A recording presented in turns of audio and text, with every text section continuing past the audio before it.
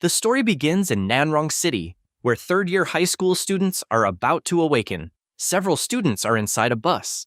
Jiang Yan wakes up startled and realizes that he really has returned. He tries to understand where he is, and remembers that after graduating from high school, the entire class goes to the station to awaken their professions. But this was 2.5 years before the destruction of the city. 12 years ago, many entrances to demon lairs suddenly appeared throughout the human world, and the demonic lair near the city was one of them.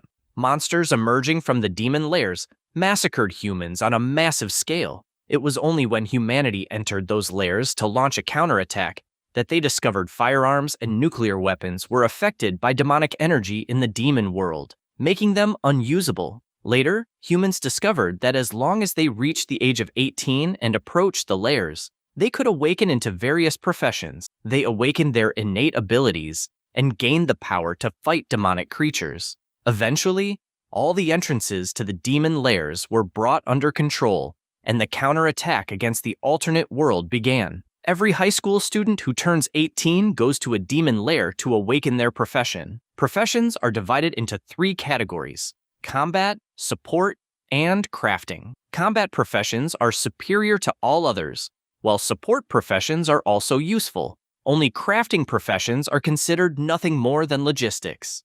To make matters worse, MC awakened an F-rank crafting profession, considered the worst of them all. However, the innate ability of the profession he awakened is the heaven-defying divine skill, Modify. By altering a single character in the name of a skill or item, he can transform trash into treasure. In his previous life, as soon as he revealed this divine ability, he was immediately summoned by the big shots. They asked him to modify the names of various skills and pieces of equipment, helping them transform all kinds of trash into divine artifacts. But everything came at a price. He was placed under house arrest and had his development restricted because they wanted to control him completely. Until one night, a massive level 96 dragon-like beast emerged from the demon lair. That day, he had just reached level 70, barely entering the ranks of the most powerful players. He used that power to change the name of the resurrection skill to Rebirth. On the verge of death, thanks to the modification of his skill, he ended up being reborn. His destination is Nanrong Station. Still lost in thought, he figures that since he has been reborn, it no longer matters who wants to get rid of him, because he can only rely on himself. In this new life, he is determined never to tell anyone about his abilities again. This is also his way of protecting his family, his friends, and even the city. Silently, he resolves to strengthen himself so he can save the region. Sometime later, at the headquarters of the Hunter Association, several people are gathered together, all afraid of awakening a useless profession. MC's name is Jiang Yan. He was born with full mana affinity and ranked first in both academics and combat. There is also Hong Wei, who ranked second in the class. This guy acts smug because with high mana affinity, he believes he could awaken even a powerful profession. The teacher approaches Jiang Yan and tells him that he will be the first. As he walks up the stairs, the teacher tries to encourage his student not to be nervous, since all he has to do is place his hands on the crystal ball and his profession panel will awaken. One of the staff members calls Jiang Yan's name and he calmly walks toward the testing area. He is not worried at all because, unlike everyone else, he already knows what he will get. Some female students whisper that MC was born with full, always mana affinity, so if he awakens a combat profession, he will become incredibly powerful. Meanwhile, the teacher hopes it will be anything except a crafting class. Others desperately wish the worst for him because they are certain that he will awaken a crafting class. MC extends his hand and touches the crystal ball, which emits an extremely bright light. The beam of light begins to fill the area, and a system screen appears in front of him, showing the repairer class. His name is Jiang Yan. He has 100% mana affinity. His awakened class is repairer. The class type is crafting, and it is F rank. The teacher simply cannot believe that such a disaster could have happened. At the same time, the students cannot stop mocking him because they knew Jiang Yan would awaken the worst class of all. Hong Wei is the most excited because he has always been second, but now he finally has a chance to become the strongest. The instructor explains that the class he awakened is not actually that bad. although it would work better as a farmer or allow him to open a repair shop. However, the crystal continues glowing brightly, leaving him stunned because it means Jiang Yan is about to awaken a second class.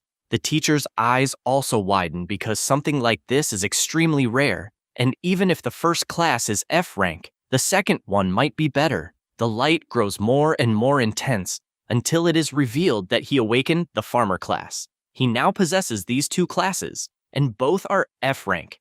Everyone is dumbfounded, wondering how it is possible to awaken one class even more useless than the other, with both of them being F rank. The troublemakers in the class can no longer hold back their laughter because a joke of this level would be difficult to witness even once in 1,000 years. The teacher, along with several students, feels sorry for him. After all, MC worked extremely hard and diligently to rank first in both academics and combat. However, deep down, Jiang Yan finds it funny that everyone thinks these classes are trash, because although he awakened the lowest rank, he also awakened a heaven-defying innate ability. At the cost of 100 mana, he can modify one character in the name of a skill, piece of equipment, or item. After the modification, the owner of the name will obtain the skill, equipment, or item corresponding to the new name. Now, with the farmer class, he can increase plant growth speed by 10%, but with a snap of his fingers, he modifies the name of the skill. He now possesses the revive skill. It revives the target it is used on and restores all injuries, although consumed mana will not be restored. He knows that as long as this ability is used wisely, it will become his greatest trump card. He looks at the ranking of the top 100 newcomers and tells them to wait, because first place on both lists will belong to him. After all, becoming number 1 will guarantee an unimaginable allocation of resources.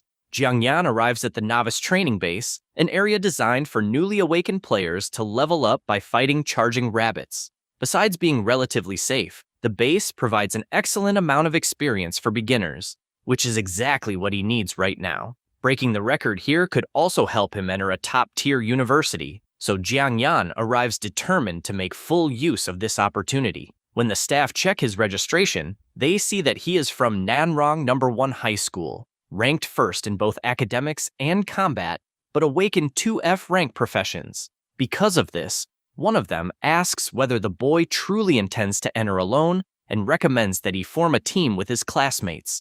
Since the difficulty of the base is not that low, Jiang Yan confirms without hesitation and asks for his starting equipment. The 2 employees assume the boy still has not managed to accept the reality of awakening 2 rank F classes, but they hand him an iron sword and a pair of leather boots. In his past life, he had received only the sword, so he realizes that this time he got a little special treatment. Jiang Yan takes the equipment and enters the base. Before he moves on, one of the employees warns him that if he ends up surrounded by charging rabbits, he only needs to ask for help, and someone will enter to rescue him. He thanks him for the warning and continues walking calmly, because he knows he will not need it. Once inside, MC activates Modify on the equipment. The iron sword becomes a steel sword, now providing 10 attack and 5 armor penetration, while the leather boots transform into wind boots, which grant 10 speed and an additional 15% bonus. He could try to create even more absurd equipment, but he notices that the place is full of cameras and decides to keep a low profile. After what happened in his past life, revealing too much about his talent would only be asking for trouble again. Besides, level 1 equipment has a limit to how much it can be improved, and this is already more than enough for now. Jiang Yan then advances through the base, which is divided into 3 regions: Basic, Advanced, and the Boss area. Those looking for normal training stay in the first one, while the more confident can move on to the Advanced area. But if he truly wants to break the record, he will have to enter the Boss area and kill a charging rabbit. Jiang Yan continues through the base and soon finds a huge number of level 1 or D charging rabbits scattered throughout the forest. Since he needs to reach level 5, he calculates that he will have to eliminate at least 100 of them. However, the monsters do not simply stand around waiting, and several of them immediately rush toward him. An entire horde charges in his direction, but Jiang Yan draws his sword and begins cutting down the rabbits without difficulty. For any beginner, being surrounded by so many monsters would be a nightmare, But for him, this is exactly the kind of place that is perfect for gaining experience quickly. Jiang Yan continues advancing through the middle of the horde and takes down several rabbits at once. Even so, his goal goes far beyond that, because once he reaches level 10, he will be able to awaken his innate ability, a divine-level power capable of creating extremely powerful demonic beasts. While fighting, he also remembers Hong Wei, the guy who was always chasing after him in his past life, and is probably about to awaken his profession by now. And at that very moment, at the awakening station, Yang Hong Wei is called up for the test. Hong Wei places his hand on the crystal, and an immense surge of energy explodes around him. The result appears immediately afterward. Berserker, a rank A main combat profession, with 69% mana affinity. The boy, who would have been satisfied with anything capable of surpassing Jiang Yan's rank F classes, starts celebrating as if he had won the lottery. The students are impressed by the rank A profession, and remember that Hong Wei spent 3 years trailing behind Jiang Yan. Now the guy finally believes he has turned the tables, and proudly announces that no one can call him number 2 anymore, because first place in the class now belongs to him. Still feeling full of himself because of his awakening, Hong Wei decides that it would be a shame for Jiang Yan not to be there to see his rank A profession. After learning that MC went to the novice training base, he gathers a few classmates and heads after him under the excuse that he is going to help him. However, no one believes that story, because it is obvious that the guy only wants to find Jiang Yan and humiliate him after finally obtaining a better profession. Meanwhile, at the awakening station, the teacher is still thinking about all the effort Jiang Yan put in over the past few years. The boy studied late into the night, trained his body to its limits, and endured intense mana-tempering sessions all by himself. Because of that, it is difficult to accept that someone like him awakened exactly 2 rank F professions. Wang Qingfeng, a student from Class 9 and second place in both academics and combat, always right behind him, also refuses to believe that this is enough to limit Jiang Yan. Qingfeng remembers the finals of their first year, when Jiang Yan defeated him and completely humiliated him. Ever since then, he has recognized MC as his true rival. After learning that Yang Hongwei intends to go after him and cause trouble, Qingfeng also decides to head to the base. After all, in that lunatic's mind, if anyone is going to defeat and humiliate Jiang Yan, it has to be him. Back at the training base, Jiang Yan is completely exhausted after slaughtering more than 100 rabbits almost entirely by himself. His current body still cannot keep up with the experience he possessed in his past life, but he has already reached level 4 with 94% of his experience bar filled. At that moment, the Charging Rabbit King appears, a level 5 boss protected by an elemental crystal on its head. Even though he is badly injured, Jiang Yan knows that all he has to do is take down this monster to reach level 5. The Rabbit King charges at him with the crystal on its head, wrapped in energy. Jiang Yan knows that in his current condition, trying to withstand that charge head-on would be suicide, but that was exactly the attack he had been waiting for. As soon as the monster activates its flaming headbutt skill, MC uses Modify and transforms the technique into a version that causes the crystal on its own head to explode. The modified skill activates, and the crystal detonates directly on the Rabbit King's head. The explosion hits Jiang Yan as well, but the attack ends up killing the boss itself and provides the remaining experience he needs to reach level 5. Outside, the base's display immediately updates the result, leaving everyone in shock. The previous record was 1 hour and 17 minutes, and Jiang Yan managed to cut that time by more than half. The students cannot believe that someone with 2 rank F professions managed to finish so quickly. Hong Wei refuses to accept the result and accuses Jiang Yan of cheating, while the others comment that if that is true, his reputation will be ruined. Convinced that he has finally found a chance to expose his rival, Hong Wei decides to personally head to the base. Meanwhile, Jiang Yan is already preparing to move on to the next stage of the training. Jiang Yan sits down for a few moments and activates regeneration to recover his strength. While resting, he remembers that the boss of the next stage is completely different. The Cyclone Wolf King, a creature that gave him an absurd amount of trouble in his past life. After recovering, Jiang Yan picks up his sword and calmly moves forward. But this time, he already knows his opponent and intends to repay with interest everything he suffered at the hands of that beast. Jiang Yan arrives at the Cyclone Wolf base and immediately recognizes the place. known as a true slaughterhouse for beginners. The ordinary wolves range from level 6 to 9, while the Wolf King reaches level 10. Since newly awakened people are normally still between levels 1 and 5, entering there too early is practically asking to suffer. In return, the experience offered is enormous, and if someone manages to defeat the Wolf King, they can quickly advance all the way to level 10. Jiang Yan knows that clearing this base just once should already be enough to reach his goal. Once he reaches level 10, he will be able to awaken his second innate ability and also receive permission to hunt alone outside the bases. Before he enters, however, the instructor asks if he really intends to challenge that place without forming a team. The man reminds him that even level 8 beginners usually form groups of 6 before entering, and that even a genius with a rank A profession once came out of there gravely injured. Even after hearing that a guy with 2 rank F classes is practically asking to die, Jiang Yan simply thanks him for the warning and confirms that he has no intention of backing down. Jiang Yan enters alone without paying any attention to the contempt and continues forward, determined to keep getting stronger. Soon, several cyclone wolves notice his presence and charge at him together. MC rushes straight toward them, causing his sword to emit a strange glow as he decides to test the strength of these monsters first. From above, the instructor sees Jiang Yan throw himself into the middle of the pack and thinks the boy has gone insane.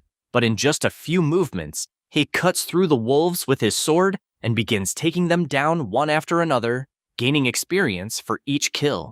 The man is completely stunned when he realizes that Jiang Yan is doing all of this with ease without even using his profession's innate ability. The instructor becomes increasingly shocked as he watches Jiang Yan massacre the cyclone wolves so easily and begins to consider that the boy might actually be a genius. Sometime later, MC is already sitting atop a literal mountain of corpses, making the man realize that he had completely misjudged that student.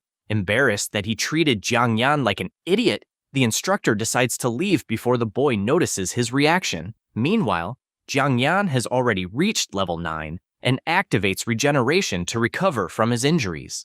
These wolves are several times stronger than the rabbits he fought before, whether in strength, speed, or intelligence. Even with his wounds regenerated, the pain remains, but Jiang Yan simply ignores it. If he intends to change his fate in this life, then this is nothing, and while he recovers among the corpses, an enormous presence finally appears in front of him. It is time for a battle between kings. The level 10 Cyclone Wolf King appears and advances imposingly. Jiang Yan already knows its abilities, including a technique capable of greatly increasing its speed. Another technique allows it to launch a wind claw from a distance. Since there is not much room to alter the names of these abilities without risking some kind of mistake, Jiang Yan abandons the idea of relying on modify. The Wolf King charges at him, and MC decides to settle things in the simplest way possible. With raw strength and combat skill, the monster attacks, but Jiang Yan dodges by leaping into the air and immediately counterattacks. After all, besides possessing a divine-level innate ability, he was also ranked first in his school in combat. Now it is time to prove that title was not earned for nothing. Outside the rabbit base, Hong Wei and several classmates appear exhausted and injured after venturing into the advanced area and having to call for help. The instructors even scold the group for entering a zone above their level, and Hong Wei becomes even more furious because even as a team, they could not even reach the boss area. But that only makes him angrier, since he cannot understand how Jiang Yan managed to clear that base alone. Soon afterward, the base's leaderboard confirms Jiang Yan's new record and shows that he shaved around half an hour off the previous best time. Unable to accept the difference, Hong Wei insists that it must have been cheating and decides to take the others to the Cyclone Wolf base. His plan is simple now: catch Jiang Yan red-handed and destroy MC's reputation once and for all. Meanwhile, Jiang Yan finishes his battle against the Wolf King, drives his sword into the monster's corpse, and finally reaches level 10. With that, he awakens 2 new innate abilities, one connected to his repairman class called durability, and another connected to his farmer class called plant grafting. That second one is exactly what he had been waiting for. Without wasting any time, Jiang Yan activates modify and alters the ability, transforming plant grafting into universal grafting. At that very moment, he obtains a divine-level technique capable of combining the genes of two biological species to create a new creature, with a chance of being born as a superior version. Jiang Yan then realizes just how absurd this power is. Once the ability reaches level 10, the success rate for creating a superior creature rises to 100%.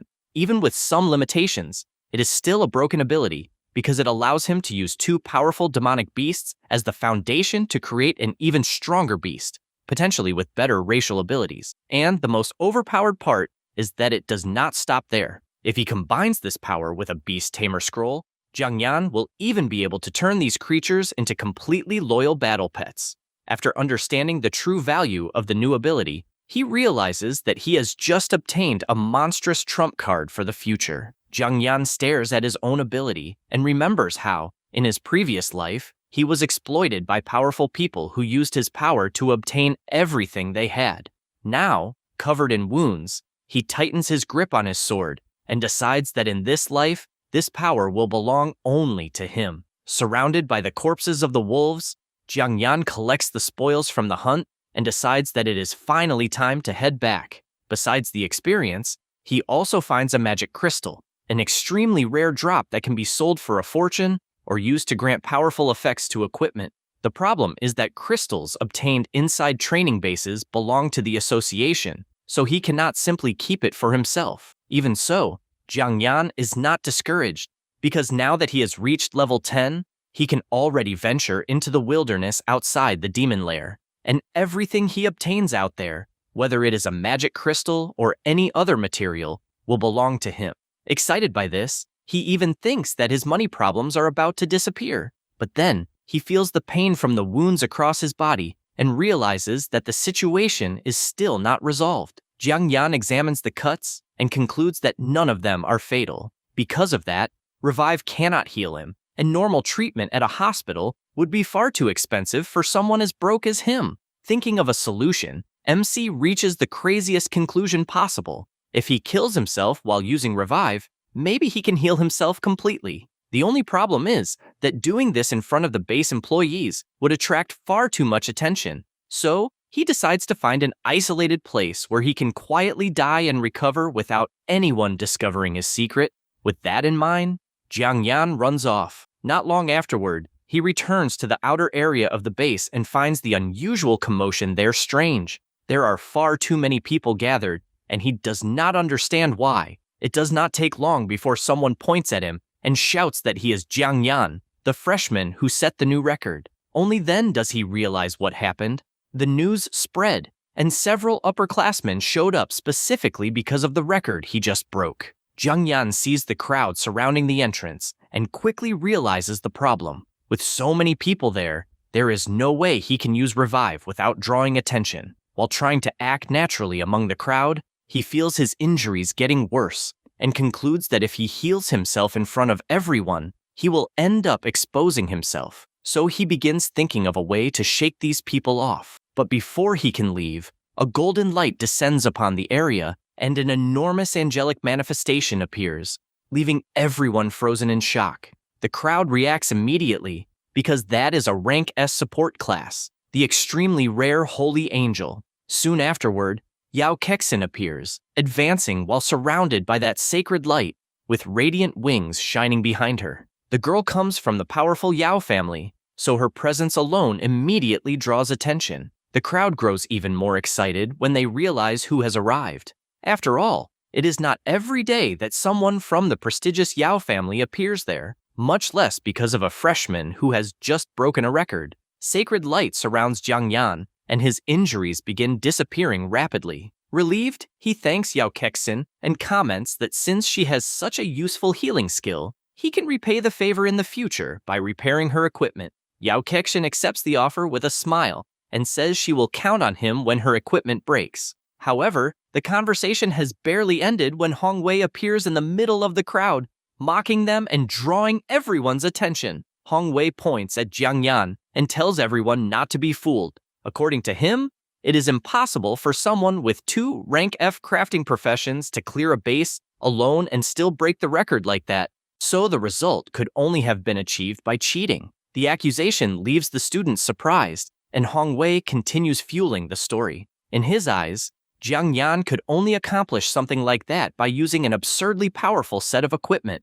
The problem is that everyone knows Jiang Yan as a poor student. Hong Wei takes advantage of this to say that after spending 3 years unable to surpass him, MC must have finally resorted to some dirty trick. And the lunatic goes even further, accusing Jiang Yan of pretending to be poor all this time just to receive financial aid from the school. The crowd begins whispering while MC simply watches that ridiculous scene without showing any concern. Jiang Yan stares at Hong Wei without being shaken and understands the guy's intention. He wants a fight to prove that the record was achieved without cheating. Hong Wei then tells MC to take off his equipment and face him on equal terms. Yao Kexin tries to stop Jiang Yan from falling for the provocation, reminding him that he does not need to prove anything to anyone. Even so, MC thanks her for her concern, tosses his sword aside, and accepts the challenge. Jiang Yan decides to settle the problem right there before Hong Wei can continue causing trouble and interfere with his plans. On the other side, the boy releases a violent red aura and activates his berserker skill, confident that a rank A profession will be enough to crush his rival. Hong Wei enters berserk, a technique that consumes part of his own vitality to increase his strength, agility, and defense by 30%. Engulfed in red energy, he promises to defeat Jiang Yan and expose his supposed fraud, while MC simply watches calmly and tells the guy to enjoy that confidence while he still can. Jiang Yan loosens his wrists and takes a fighting stance. In his view, Hong Wei is relying too heavily on the superiority of his own class. Hong Wei charges forward, enveloped in a red aura, while Yao Kexin realizes the enormous difference between a rank A combat class and 2 rank F crafting classes. Even so, Jiang Yan remains calm. Before leaving the base, he had already stored all his equipment, so now he truly has no external advantages. To win, he only needs to defeat Hong Wei with his bare hands. Hong Wei lunges at him and throws a punch with all his strength. Jiang Yan simply dodges, causing the blow to hit nothing and leaving the berserker stunned. Refusing to accept that he missed, Hong Wei unleashes a barrage of increasingly faster punches. However, Jiang Yan dodges every single one with ridiculous ease, never allowing even one blow to touch him. Although he acknowledges that a rank A berserker possesses extremely powerful attributes, Jiang Yan knows they mean nothing if his attacks never land. Hong Wei continues swinging blindly and only succeeds in wasting his own energy. Jiang Yan already knows that fighting style after spending 3 years facing Hong Wei. He slips through the gaps between the attacks and strikes his rival directly, proving that despite all the advantages granted by his class, the guy has never been able to see through his movements. Hong Wei is knocked to the ground in complete disbelief as his frightened friends rush over to him. Jiang Yan merely watches and concludes that, in the end, he is still the one who came out on top. Young Hong Wei's defeat leaves everyone in shock. His classmates can barely believe what they just witnessed. A rank F crafting class awakener actually defeated a rank A berserker. For Jiang Yan, however, the matter is settled. He decides that he has already wasted too much time there. As he walks away from the crowd, he thinks about his next step. He plans to enter the wilderness soon, so he needs to acquire some proper equipment. With the modify skill, obtaining good items should not be much of a problem. But his immediate problem is something else. He has already returned the standard equipment he received and is practically broke. Because of that, he considers buying something simple from the street stalls and then upgrading everything with his skill. However, before he can leave, someone tries to catch him by surprise from behind. Jiang Yan notices the attack in time and easily blocks it, immediately recognizing it as yet another provocation from an old acquaintance. The newcomer is Wang Qingfeng, someone who clearly knows Jiang Yan very well and treats him like an old rival. He is impressed by Jiang Yan's reflexes, pointing out that this level of reaction is exactly what one would expect from someone so monstrous in combat. He then tosses Jiang Yan a can, almost as if greeting an old friend, and Jiang Yan asks whether he witnessed his fight against Yang Hong Wei moments earlier. In other words, besides appearing out of nowhere, Qingfeng already knows exactly what just happened there. Wang Qingfeng walks alongside the MC and remarks that if Hong Wei had truly managed to defeat him, he would have stepped in to save him. After all, Jiang Yan is the only opponent he acknowledges. Someone like Hong Wei does not even count. The MC continues provoking him, saying that he was not even fighting seriously. The two recall their fight during their first year when Qingfeng ultimately surrendered. Since then, he has forfeited their match every year. Jiang Yan even suspects that the lunatic did it deliberately so he could keep the scholarship awarded to the top student. Since money has never been an issue for Qingfeng denies it and explains that Jiang Yan's eyes back then were simply far too terrifying. However, when the MC asks whether he intends to surrender again if they meet in the National Rookie Tournament, his answer immediately changes. This time, he promises to fight with everything he has and truly defeat him. The two raise their cans to their future rematch. But before leaving, Qingfeng gives Jiang Yan 2,000. In return, he wants the strategy Jiang Yan used to quickly clear the Cyclone Wolf base and tells his rival not to forget to give him the information later. Jiang Yan accepts the money and watches Qingfeng walk away, committing that favor to memory. If he gets the opportunity in the future, he intends to repay him with far more than he received. Now that he has some money in his pocket, Jiang Yan can finally head to the street stalls and search for cheap equipment to use as a foundation for his modifications. Jiang Yan walks through the city streets while thinking about the kind of treasure he might find with the little money he obtained. He arrives at a hidden section of the black market, the area with the cheapest stalls he knows. Most of the items sold there are complete junk, so finding something truly valuable is difficult, but not impossible. At one of the stalls, Jiang Yan finds a rank E Demonfall sword equipped with a Wind Wolf magic crystal and capable of inflicting freezing and slowing effects. However, the vendor wants 18,000 for the weapon, a price completely beyond Jiang Yan's budget. Jiang Yan then turns his attention to a simple level 10 bronze sword priced at 5,000. Since even that is still too expensive, he proposes a deal. If he can repair the Demonfall sword, the vendor will give him that sword for free. The man is surprised to learn that Jiang Yan also knows how to repair equipment. The MC activates the durability skill and decides to give it a try, but deep down, he already knows that the Demonfall sword was never his true objective. From the very beginning, Jiang Yan had his eye on the Azure Steel sword. That is because he knows that by using Modify on it, he can transform it into the legendary weapon he knew in his past life. The vendor looks at Jiang Yan suspiciously and asks what rank his profession is, and whether he truly possesses a skill capable of restoring durability. Jiang Yan gathers mana in his hand and reveals that he is a rank F repairer. The man then picks up the damaged sword and explains that he also has a crafting class as a rank D blacksmith. Yet even with his far greater knowledge of weapons, he cannot guarantee that he would be able to restore it. He explains that when a weapon's durability reaches 0, it is completely destroyed. Repairing it requires understanding its internal structure and correctly restoring the flow of mana, because any mistake could worsen the equipment's condition even further. Therefore, if he fails, the MC will have to pay 18,000 for the sword. Kexen watches everything from a distance and realizes that the vendor is not exaggerating, since even the rank B professionals associated with her family struggle with this kind of repair. Jiang Yan takes the sword and tells the man to watch carefully as he begins enveloping the weapon in his energy. Blue mana flows across the entire blade as he reconstructs its structure. In his past life, he repaired rank A and even rank S treasures. And while many rank F repairers simply abandoned the profession, he trained durability until he turned it into one of his greatest advantages.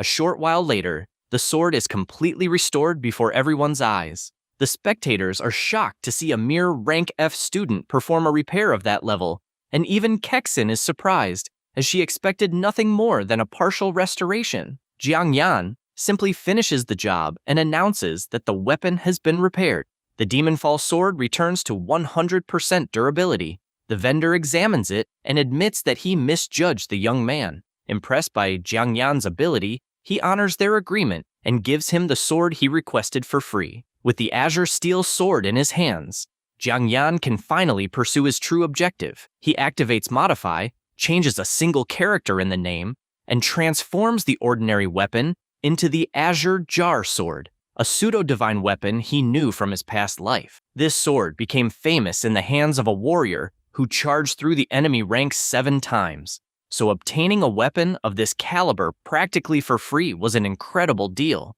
Besides having already solved his equipment problem, he can also save the 2,000 he received from his friend. This is important because university will be expensive, and he also needs to think about his younger sister. Ever since their parents died, the two have depended on each other, and before leaving for university, he intends to leave her enough money to cover her expenses. While thinking about this, the MC hears a familiar offer and meets Kexin again. Despite possessing an S-rank class, she is still at level 0, and she offers him 50,000 to take her along and help her reach level 10. Jiang Yan recognizes this situation from his past life and accepts without a second thought.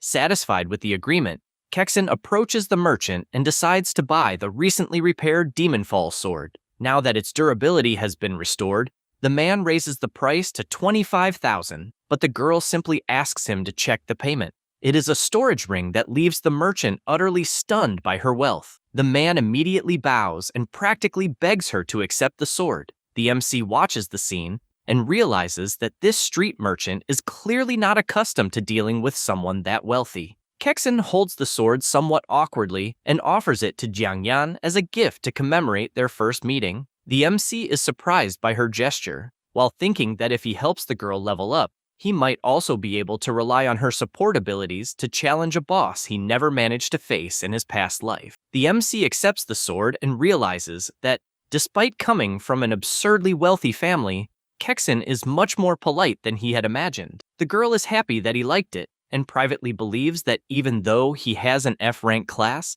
his future is still promising. Without wasting any more time, he tells Kexin that they should head straight to the novice training base.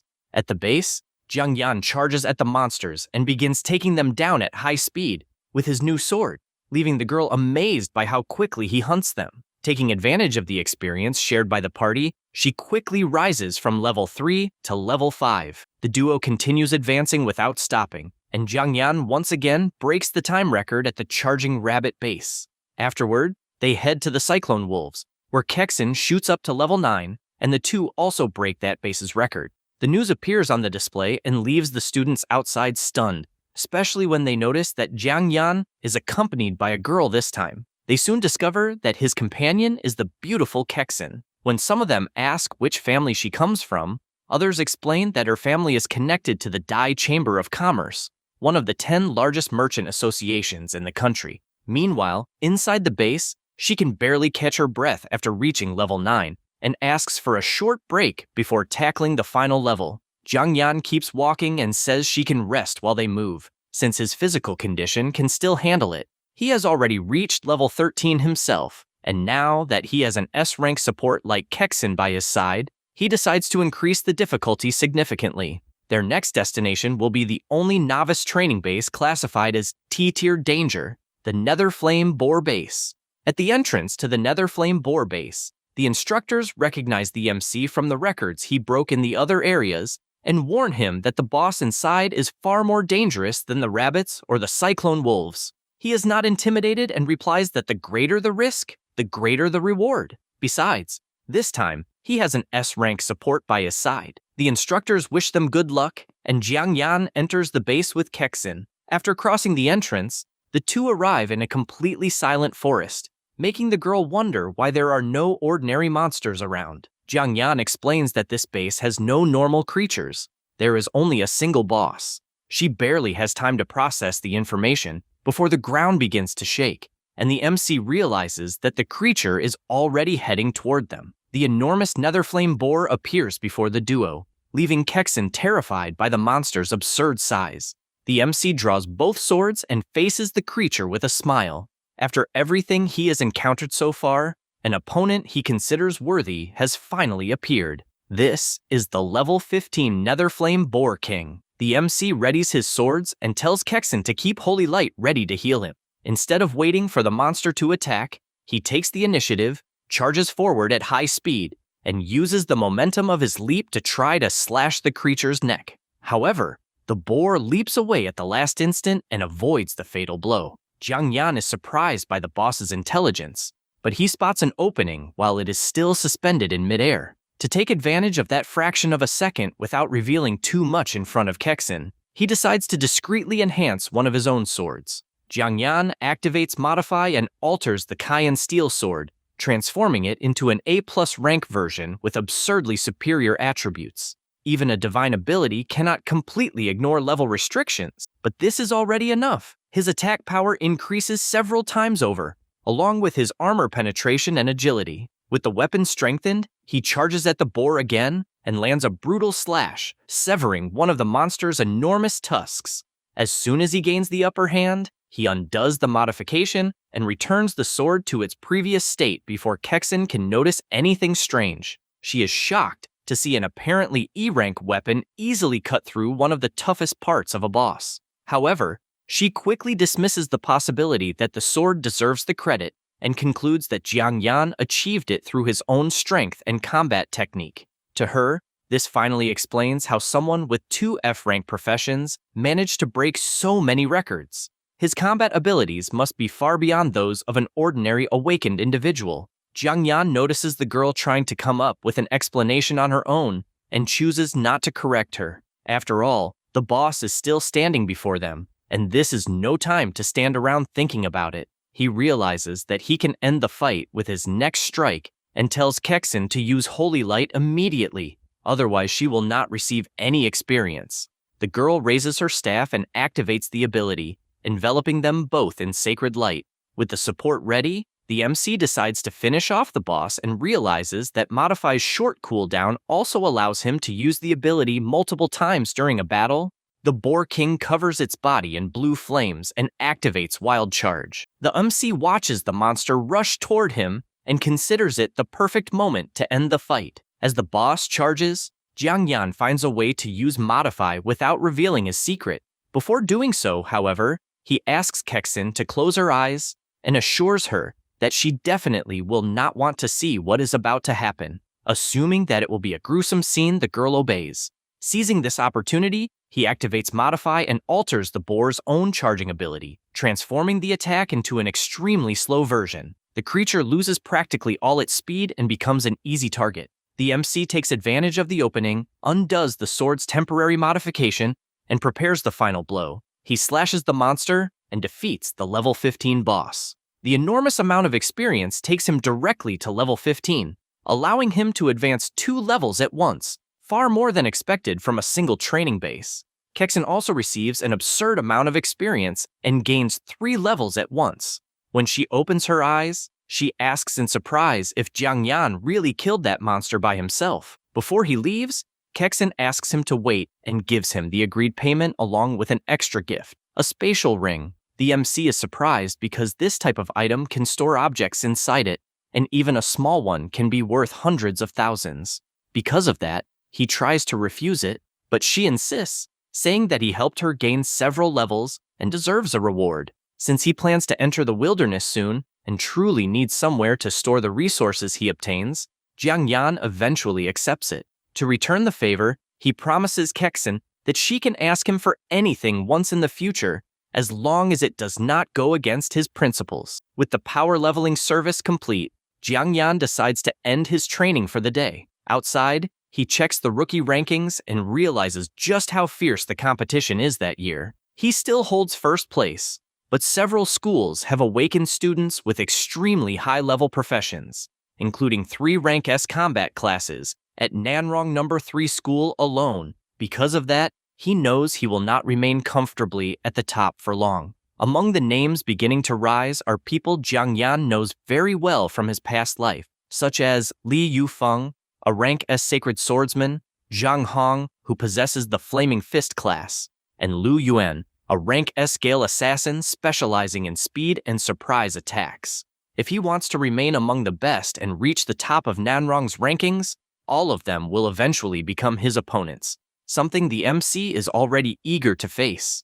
But before thinking about those future rivals, Jiang Yan remembers someone far more important and decides to return home. In his past life, after being taken away and exploited by powerful figures, he ended up leaving his younger sister to grow up practically on her own. Now that he has been reborn, he intends to make up for all of it. He says goodbye to Kexen and agrees to enter another dungeon with her in the future. On his way home, he remembers that in his past life, he only received news about his sister through other people. He knows that she will awaken a powerful Rank A combat profession in the future, but at that moment, she is still just an ordinary girl. When he opens the door to his house, Jiang Yan is finally reunited with Jiang Yao, his 15-year-old sister, who welcomes him by saying that dinner is ready. The girl is quite withdrawn, and the two eat together in silence.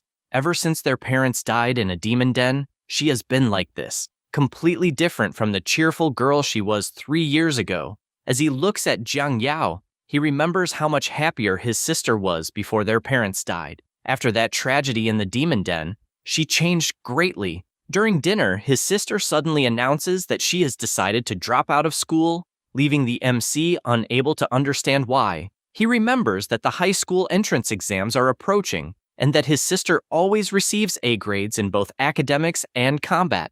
She explains that she saw her brother's ranking, which now places him first among Nanrong's rookies, and believes that all his hard work will finally turn him into a powerful awakened one. However, when she talks about herself, she says that despite having good grades, she feels as though she will never get anywhere. The girl says she would rather start working early to help with the household expenses, but he immediately realizes that this is not the real reason and demands that she tell him the truth. Before he can pressure her any further, the door opens and a familiar man enters the house. The visitor is Uncle Quan, the owner of a loan company and an old acquaintance of the family. For the past 2 years, part of Jiang Yan's and his sister's expenses has been covered by money borrowed from him. Upon realizing that the man had already visited earlier that same day, the MC finally understands why his sister wants to drop out of school. She intends to sacrifice her own future to work and help him repay their debts. He asks how much the two of them still owe in total. Quan replies that, excluding interest, the debt accumulated over the past 2 years is around 43,000. The man tries to say that he understands the siblings are going through difficult times, but Jiang Yan has already decided to solve the problem right then and there. The MC gives his uncle 50,000 and says that the remaining 7,000 can count as interest.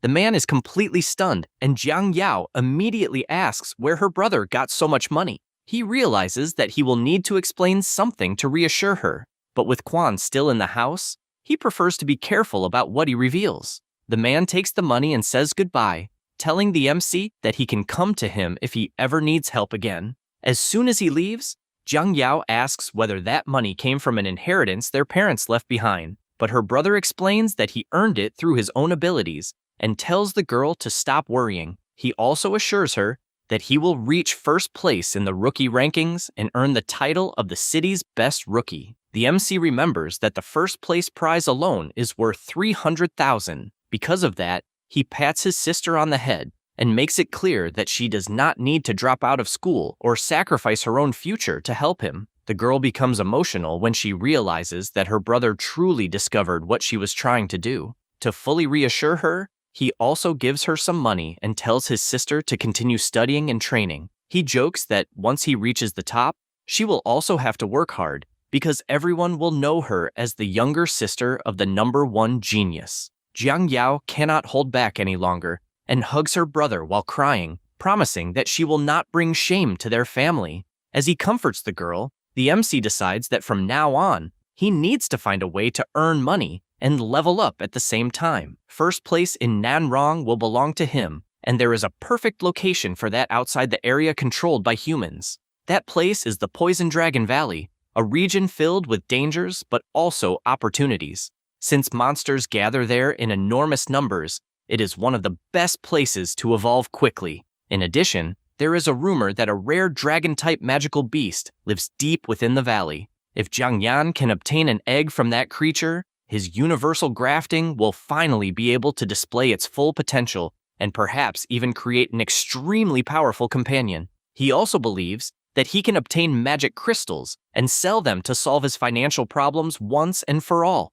With everything decided, he chooses to leave the next day. The Poison Dragon Valley will be his first stop in his conquest of the world of demon dens. The next day, the MC takes a bus and finally arrives at the Demon Rift Station, the entry point for anyone intending to travel to the Poison Dragon Valley. He crosses through the spatial passage and enters Nanrong Rift City, a fortress built as humanity's main line of defense against demonic creatures. The place is protected by 2 experts above level 70 and is packed with awakened carrying expensive equipment. Compared to the other adventurers, Jiang Yan looks like he is practically dressed like a beggar, although he admits that Kexen's gifts have greatly improved his situation. He heads through the East Gate, the route leading to Dragon Valley. Among the known regions of the Rift, it is relatively safe and home to monsters around levels 15 to 18, exactly what he needs to level up right now. At the exit, a guard checks Jiang Yan's identification and is surprised to see a dual-class Rank F awakened, planning to enter Venomous Dragon Valley alone. The man warns him that the wilderness is not a training base and that adventurers normally travel in groups, but the MC simply thanks him for his concern and assures him that he will return alive. The guard still tries to stop him, but when he reaches out to grab him, he simply cannot catch him. Another soldier then recognizes Jiang Yan as the student who awakened 2 Rank F professions, placed first in his school, and even broke records at the training bases. With no further reason to stop him, they let the MC continue, although they still cannot understand how someone with such weak classes can achieve results of that level. Jiang Yan arrives at Venomous Dragon Valley and immediately feels the toxic gas covering the entire region, since staying there requires antidote pills, which cost 50 each and last only 3 hours. He knows he needs to make the most of his time. He has barely finished taking one when a level 13 venomous winged lizard appears and attacks. The MC was already expecting this and immediately charges at the creature. After taking down 3 more lizards, Jiang Yan realizes that he has already gained 2.7% progress. Satisfied with the amount of experience the wild monsters provide, he decides to speed up the hunt even further and activates Modify. He uses his ability on the Xian Steel Sword and charges at everything he encounters. Winged lizards, venomous toads, and miasma bats fall one after another, causing the MC to quickly rise to level 18. After the slaughter, Jiang Yan stops for a moment to catch his breath. Despite already being level 18 with nearly 9% progress, he complains that he has killed an absurd number of creatures without obtaining even a single magic crystal. At that moment, 2 men appear and ask if he was the one who exterminated all those monsters. The MC recognizes one of them as Lu Yuan, a Rank S awakened. One of the men becomes irritated by Jiang Yan's casual response, but Lu Yuan already knows who he is and suggests that they form a party. The MC shows no interest whatsoever, immediately refuses, and simply walks away. The rejection leaves Lu Yuan's companion furious, and he asks for permission to teach the boy a lesson. However, the Rank S awakened is more intrigued than offended. For someone with 2 Rank F classes to make it this far completely alone, he must be a genius. Even so, he makes it clear that when they meet again, his companion will have the chance to settle the score. An hour later, Jiang Yan continues advancing through the valley without encountering a single rare monster. Since he only has 1 antidote pill left, he begins considering leaving soon.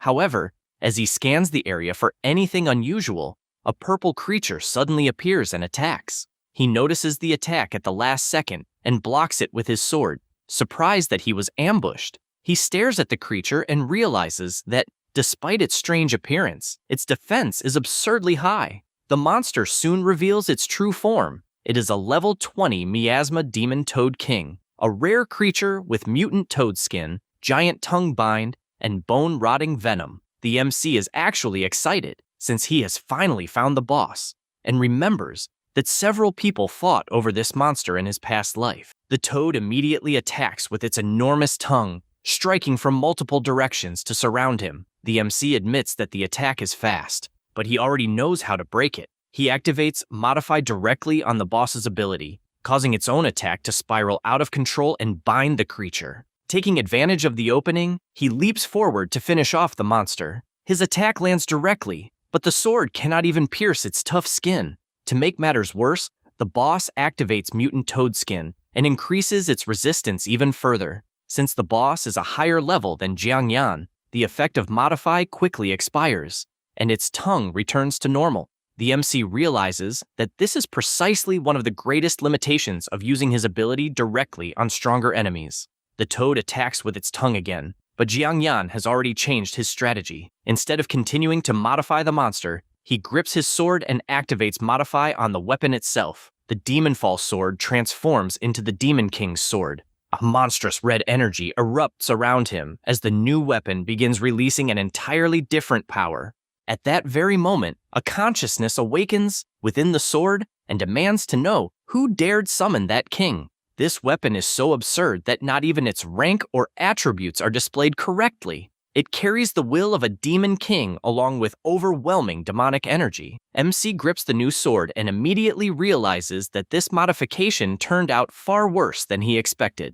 Not wanting to drag this out, he decides to finish off the demonic frog king and unleashes a monstrous slash, sending a wave of magical energy directly at the boss. The attack lands, but Jiang Yan pays dearly for it, collapsing to the ground completely exhausted and realizing that a single strike drained nearly all of his stamina. The situation grows even worse when the sword begins corroding his arm and invading his body. He tries to use Modify one more time, but he has already reached his limit. With no stamina remaining, Jiang Yan collapses and realizes that he can no longer activate Modify. The consciousness inside the sword finally realizes that he is human and begins threatening him, saying that since he dared borrow that king's power, he will now have to pay the price.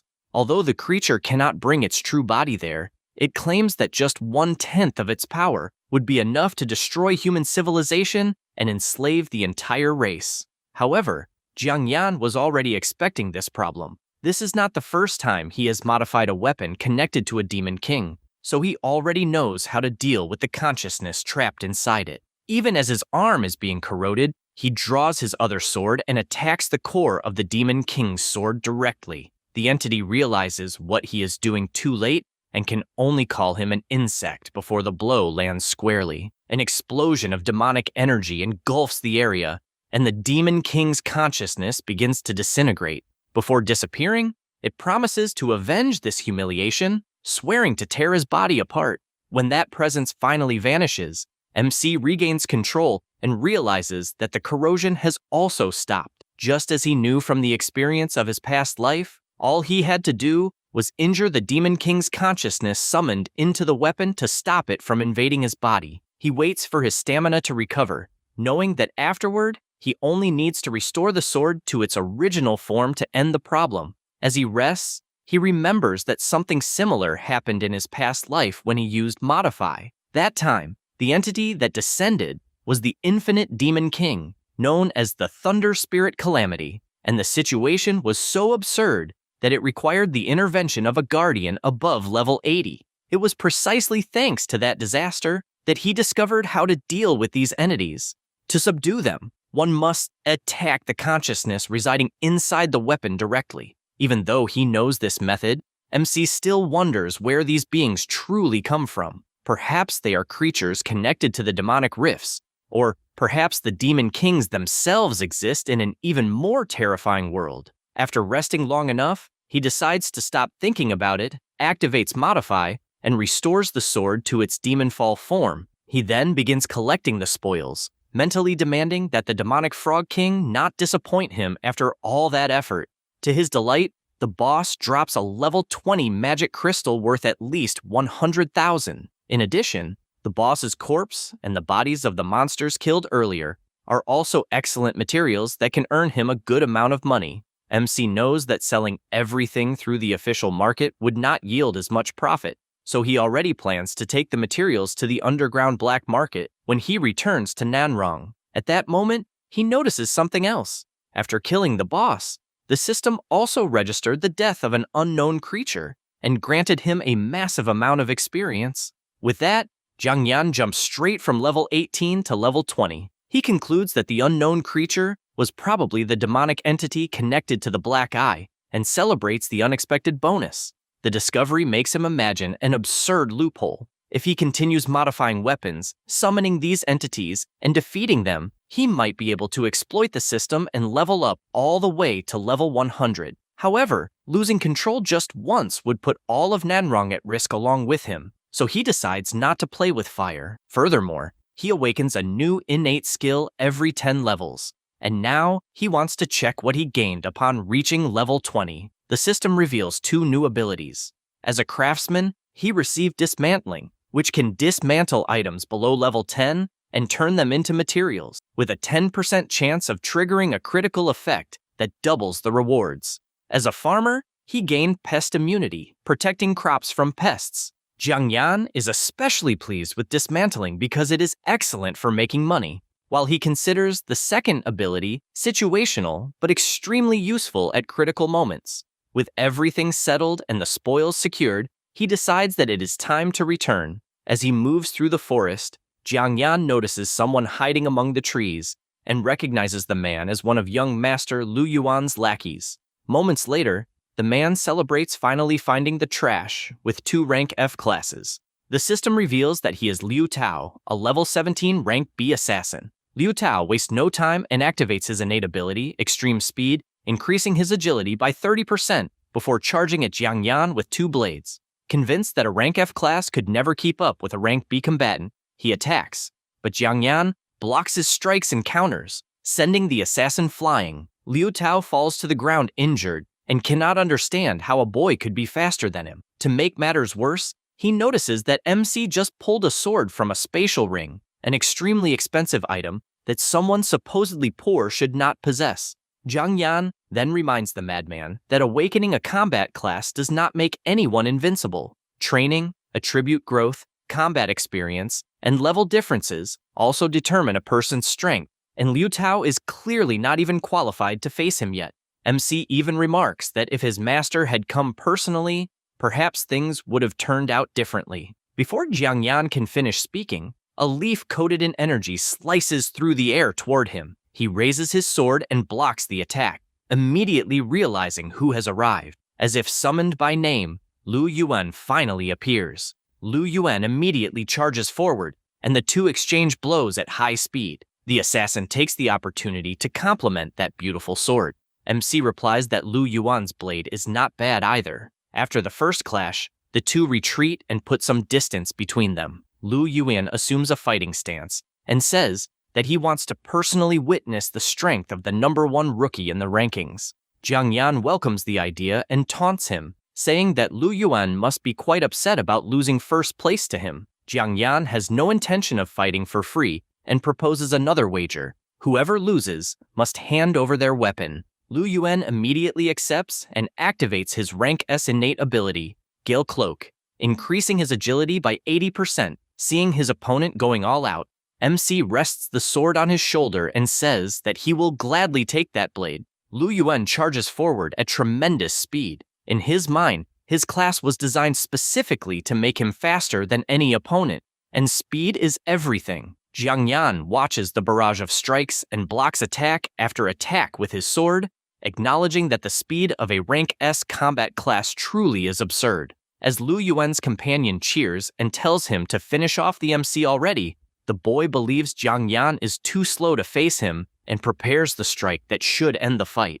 The assassin finally breaks through his defense and manages to wound Jiang Yan, but the MC willingly takes the slash to grab the dagger with his bare hand. Just when his opponent thinks he has finally caught him, Jiang Yan is already launching his counterattack and warns that the winner has just been decided. Only then does Lu Yuan realize that Jiang Yan never intended to compete with him in speed. The MC simply waited for the right opportunity, trading an injury for a chance to counterattack. Instead of being frightened, the boy grows excited, finally realizing that he has found a worthy opponent. The MC launches his attack but misses, and with the dagger now in his hand, Jiang Yan admits that his opponent had good instincts to let go of the weapon in order to survive, but asks how he intends to keep fighting while unarmed. However, the guy calmly pulls more daggers from his storage ring and explains that he likes that model so much that he keeps 3 of them. Jiang Yan then remembers that he is facing the young master of the prestigious Lu family, so losing a rank B weapon probably means practically nothing to him. Even knowing that such equipment costs a fortune, Jiang Yan becomes even more excited at the prospect of defeating someone so wealthy and talented. Lu Yuan also stops playing around and reveals that he still has another trump card, activating a skill surrounded by a purple aura. He says that Jiang Yan is the first person in their class to see this technique because until now, he had imagined that he would only need to use it against the so-called sword saint. Lu Yuan finally reveals his technique, Gale Cleaving Slash. He launches enormous wind blades that deal 150% of his attack power, forcing Jiang Yan to run and narrowly dodge every strike. Seeing it up close, the MC clearly understands the advantage of a combat class. Practically every innate skill provides an absurd boost during battle, and in Lu Yuan's case, they are dealing with a rank S combat class. Even so, Jiang Yan notices a weakness. Those long-range attacks are clearly slower than the boy's close-range strikes, and also consume a great deal of stamina. He therefore decides to use the terrain to hide and wait for an opportunity to end the fight with a single attack, since he cannot simply reveal his true innate skill. Lu Yuan watches Jiang Yan disappear among the trees and even admits that hiding was a smart decision. However, he has no intention of letting the MC remain comfortable for long. Gathering an enormous amount of energy, the boy launches another gale-cleaving slash directly at the area where Jiang Yan is hiding, destroying everything in its path and asking what he will do now that he has lost his hiding place. The attack tears through the forest and raises a massive cloud of dust. As everything begins to settle, Lu Yuan searches for Jiang Yan but finds no one there. The boy is surprised to realize that the MC has simply vanished. Suddenly, Lu Yuan spots a shadow and believes he has found Jiang Yan. He spins around and immediately launches a slash, but the blade strikes only a tree trunk being used as a decoy. At that moment, he realizes that he has fallen for a feint. Jiang Yan made him look one way while preparing to attack from the other. The MC appears behind him and attacks before Lu Yuan can react. The boy is shocked that a mere rank F managed to pressure him so much, especially by using the terrain itself to conceal his presence and deceive him. Against someone of rank A, that probably would have already decided the fight. However, Lu Yuan is still a true rank S combatant and, at the last instant, activates Gale Ring Shield, creating a wind barrier that blocks Jiang Yan's sword. Jiang Yan realizes that Lu Yuan has already surpassed level 20 and awakened a new innate skill as well. However, the barrier does not change his plans. Trusting in the cyan steel sword, he drives the attack forward with even greater power and manages to break through the Gale Ring Shield by brute force. The impact sends Lu Yuan flying, and the boy crashes among the debris. Jiang Yan even considers continuing his attack while Lu Yuan is vulnerable, but decides against it. This is not a life-or-death battle, and besides, Lu Yuan is not a bad person. In his past life, he fought bravely against the monster invasion, so there is no reason to turn this contest into something fatal. Even while injured and coughing, Lu Yuan still refuses to accept defeat. He calculates that if Jiang Yan comes closer, he can still launch a wind blade at point-blank range, and, even if he has to expend all his stamina, he intends to leave him severely wounded. What truly bothers him is realizing that, despite being a rank S, he was pressured this far by a rank F. If even a rank F class can grow this powerful, then he believes that the potential of a rank S should be even greater. Jiang Yan begins walking toward him, and Lu Yuan immediately tightens his grip on his dagger, ready to attack the moment the MC comes within range. However, instead of continuing the fight, Jiang Yan simply extends his hand to help him stand. Jiang Yan declares that the fight ends in a draw and even praises Lu Yuan's strength. The boy becomes confused, so the MC explains that he considers Lu Yuan an opponent worthy of his attention, and that, as far as he is concerned, their contest does not need to end with a winner or a loser. Lu Yuan realizes that this is sincere acknowledgement, something Jiang Yan had never shown before. After thinking for a few moments, Lu Yuan admits that Jiang Yan is truly strong as well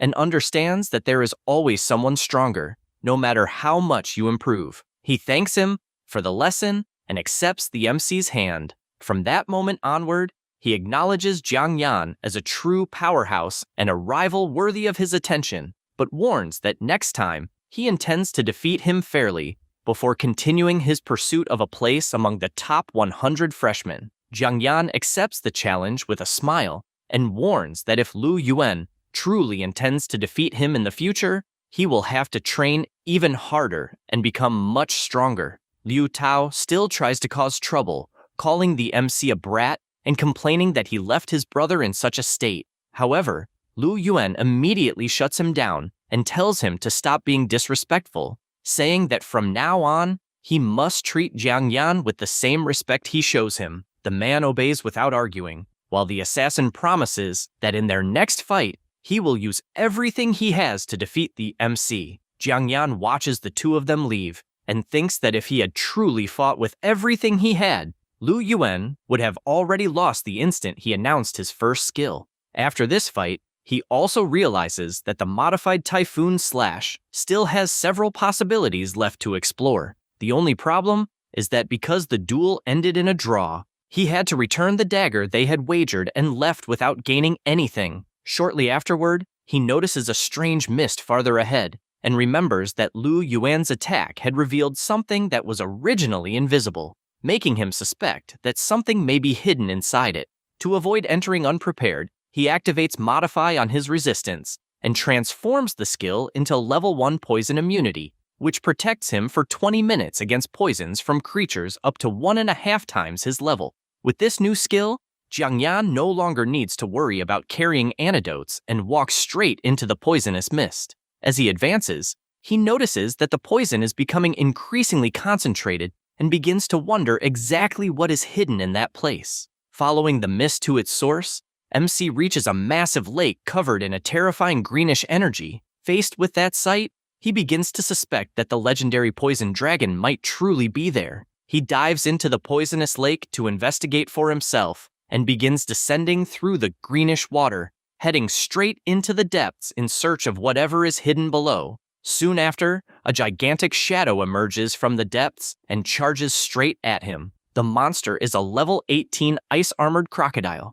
The crocodile tries to swallow Jiang Yan whole, but he evades the attack and calmly faces the creature. Since the monster practically came to deliver its own materials to him, he decides to seize the opportunity, draws his sword, and charges forward, activating the armor break effect on his attack. The sword pierces the monster and bypasses its defenses, leaving it severely wounded. Jiang Yan then notices a problem. The creature is far too large to fit inside his storage ring. Since he has just acquired a skill perfect for this kind of situation, he decides to test Dismantle. Jiang Yan activates level 1 Dismantle, a skill capable of breaking targets down into different materials, with an additional chance of producing double rewards.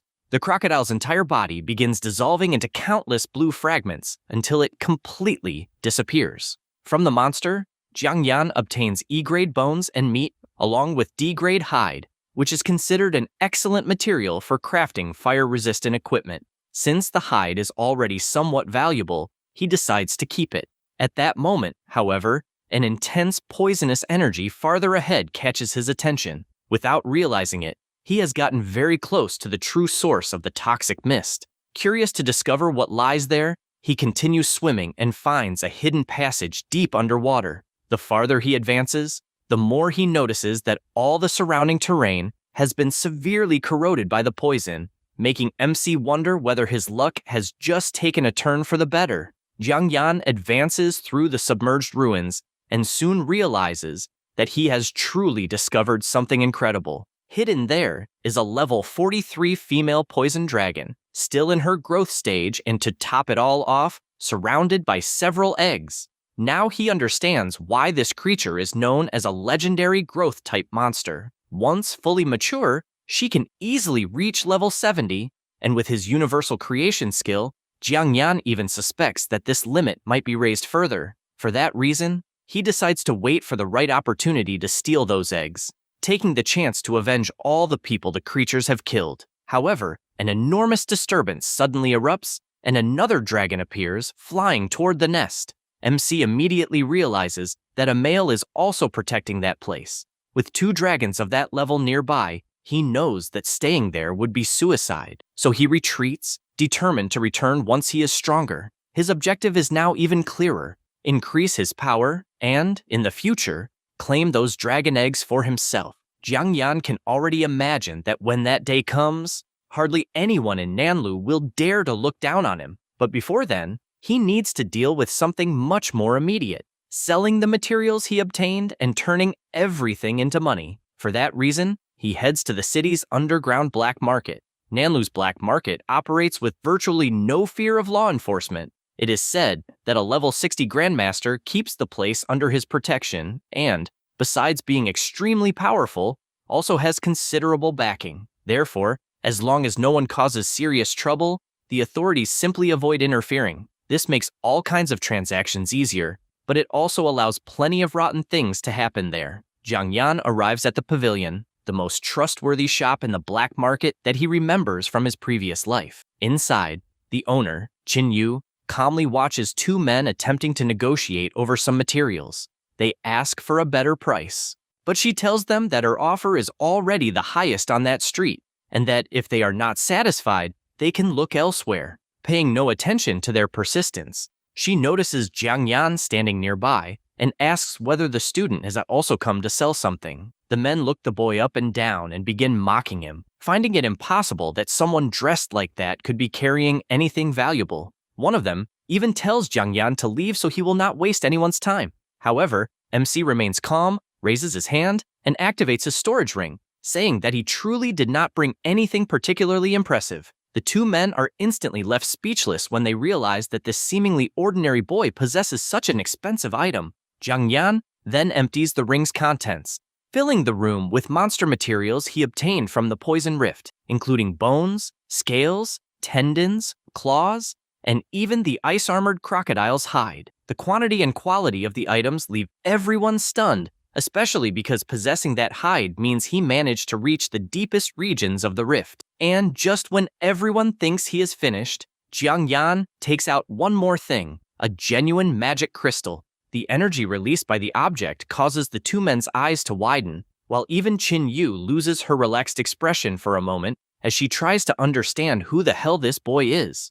Unconcerned by their reactions, MC simply asks her to calculate how much everything is worth. The two men who were negotiating earlier immediately change their attitude and begin approaching him, interested in the item. MC simply tells them to hurry because he is in a rush. In the pavilion's VIP room, Qin Yu has the payment brought in and settles everything with Jiang Yan. She pays 78,500 for the materials, while the mana crystal is valued at 150,000. All the money is already loaded onto the card she hands him, and Jiang Yan accepts the payment without any fuss.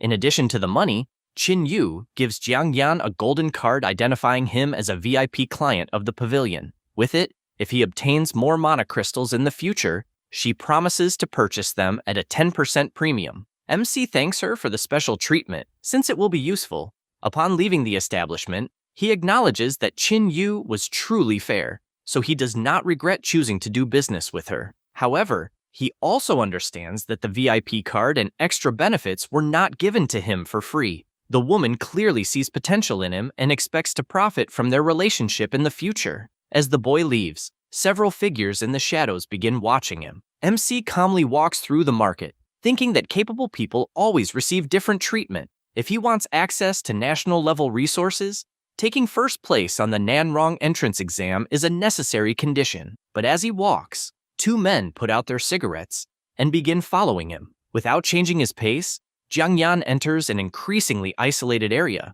Now that he has money, he considers buying some armor, because relying solely on his two swords is still not safe enough. At the same time, he reveals that he noticed his pursuers long ago. Even so, he remains calm because everything is happening exactly as he expected. He also notices the heavy scent of blood coming from the two men, concluding that their bags are probably filled with stolen goods. In that case, getting rid of them would even count as his good deed for the day. Meanwhile, the two men follow him into the alley with smiles on their faces, pleased that the boy has practically chosen his own grave in such an isolated place.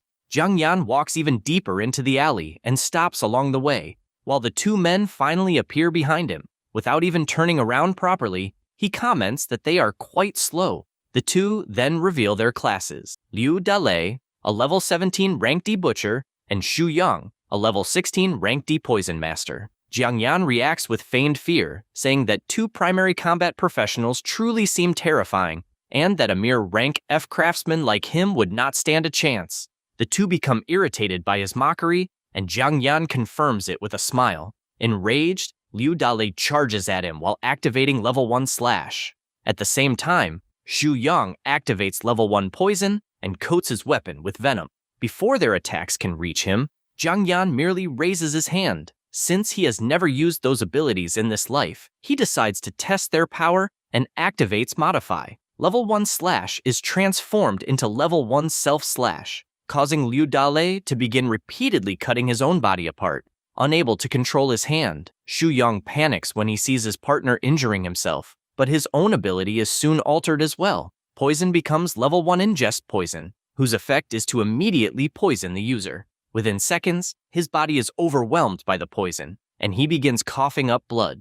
Unable to understand what happened, Jiang Yan then calmly walks over to the two and tells them that if they are finished, it is now his turn to attack. With both of them completely defenseless, Jiang Yan remembers that these men have already committed several murders and robberies. Therefore, there is no reason to show them mercy. He raises his sword and declares that their retribution has finally arrived, finishing them both off on the spot. After the fight, Jiang Yan finds wanted posters and discovers that both men were rank B fugitives. He finds it strange that criminals would carry their own wanted posters, but decides not to turn in their bodies for the official reward. Doing so would attract far too much attention, which is exactly what he wants to avoid right now. Jiang Yan searches the criminal's belongings and finds a piece of clothing he can use, an E-quality cyclone wolf fur overcoat that provides 30 defense and 10 agility. For him, turning this trash into something useful is simple. The boy activates Modify and changes the overcoat into an A-quality imitation Kirin fur coat. The new garment grants 260 defense, 110 agility, and 60 poison resistance, along with a passive immunity that prevents toxins below rank D from affecting him. Jiang Yan puts on the new coat and realizes that merely changing the name to that of a legendary creature can produce unexpected results. The overcoat now carries magical patterns inspired by the venomous Kirin, and although it does not attract much attention from the outside, it is absurdly durable. Satisfied with the result, he decides to return home and prepare a little surprise for his sister. After all, the college entrance exams are also approaching, and now it is Jiang Yan's turn to make an impact. When he arrives home carrying several bags, Jiang Yan calls his sister over to help him. The girl is completely surprised by the amount of stuff and asks where he got all of it. Just by looking at her brother's clothes, she can already tell that they must have cost a fortune. Jiang Yan calmly replies that he obtained everything using his own abilities and announces that, starting that month, he will increase her allowance. His sister tries to refuse, saying that she already receives enough. However, Jiang Yan refuses to argue and tells her that from now on, she will receive 500. If that is still not enough, she only needs to ask for more. The girl stands there holding the money, not even knowing how to react. Jiang Yan pats his sister's head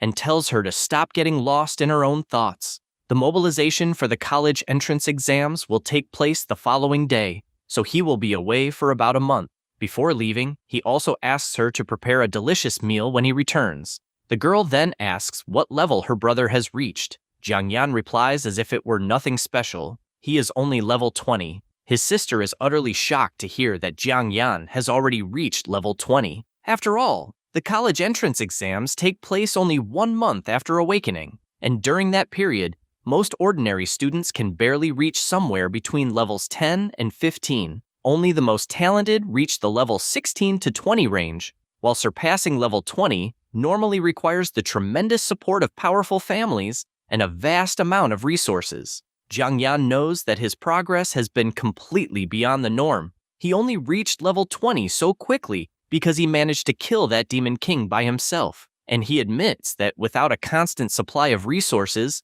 even he would have difficulty continuing to advance at this pace. But that does not matter much right now.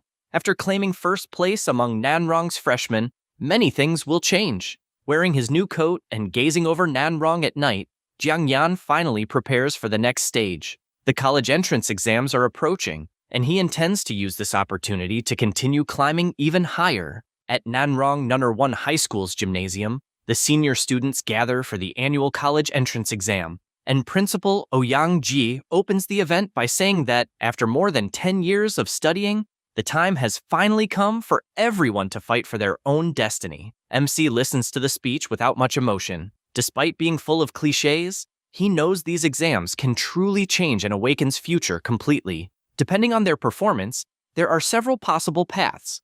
The best candidates earn spots at the top universities, receive full support from the state, gain access to virtually unlimited resources, and can delve deeper and deeper into the world of demonic rifts. Those who do not reach that level but still perform well can pursue military careers, receiving state support and priority access to resources while serving in regions occupied by the rifts. Average candidates usually attend ordinary universities and eventually become guardian knights, relying only on local and far more limited resources. Meanwhile, those who lack sufficient strength and completely fail the exams simply return to an ordinary urban life, unable to achieve any other major breakthroughs for the rest of their lives. Jiang Yan knows that, despite there being several possibilities, only about 20% of awakens manage to enter one of the first 3 paths. The other 80% are left behind in this brutal world, where the weak can be eliminated at any moment. After finishing his speech, the principal announces the start of the class screenings. Any student above level 15 is exempt from the school's preliminary selection, while the rest must compete for their spots as usual. Jiang Yan is not worried in the slightest. Even though he lost several years of knowledge after being reborn, he still remembers how this process works. And since he is above level 15, he does not even need to participate in the preliminaries. The instructor announces that there are exactly 5 students above level 15 in the class, but immediately clarifies that only 4 are actually exempt. The teacher calls MC over and informs him that despite having surpassed level 15, he must still participate in the school preliminaries. The reason is simple. His class is not primarily combat-oriented, and even worse, it has been classified as rank F. Several students around them begin whispering, saying that this is precisely the reality of a class considered trash, and that, if he had awakened even a rank E combat class, he would not be going through this. The teacher places a hand on his shoulder and tells him not to be discouraged, reminding him that this was the school's own decision. MC calmly accepts it and says that he will participate in the preliminaries. However, one of the students, watching from afar, cannot understand how he can remain so calm, since everyone knows his reputation and will certainly try to eliminate him right at the beginning. With that, the preliminaries officially begin. 10 awakens below level 15 are drawn for each free-for-all battle, and only the last one standing can advance to the actual entrance exam. Among the evaluators is Zhu Chang, the vice principal of Nanrong No. 1 High School. He comments that most of these students possess rank D or E classes. Another man then brings up Jiang Yan, the boy who ranked first in both academics and combat for 3 consecutive years. Zhu Chang remembers him as well, only lamenting the fact that his class awakened as rank F. The conversation then turns to the true meaning behind that classification. Originally, the lowest rank among awakened classes was rank E. However, as the number of awakens increased, artisan classes so weak that they became known as trash classes began to appear. Since the authorities thought that name sounded too unpleasant, they simply created a new classification for them, rank F. In other words, to many people, rank F is still merely another way of saying trash. One of the evaluators believes that, even though Jiang Yan was the top student in both academics and combat, the difference between classes is far too great for him to win.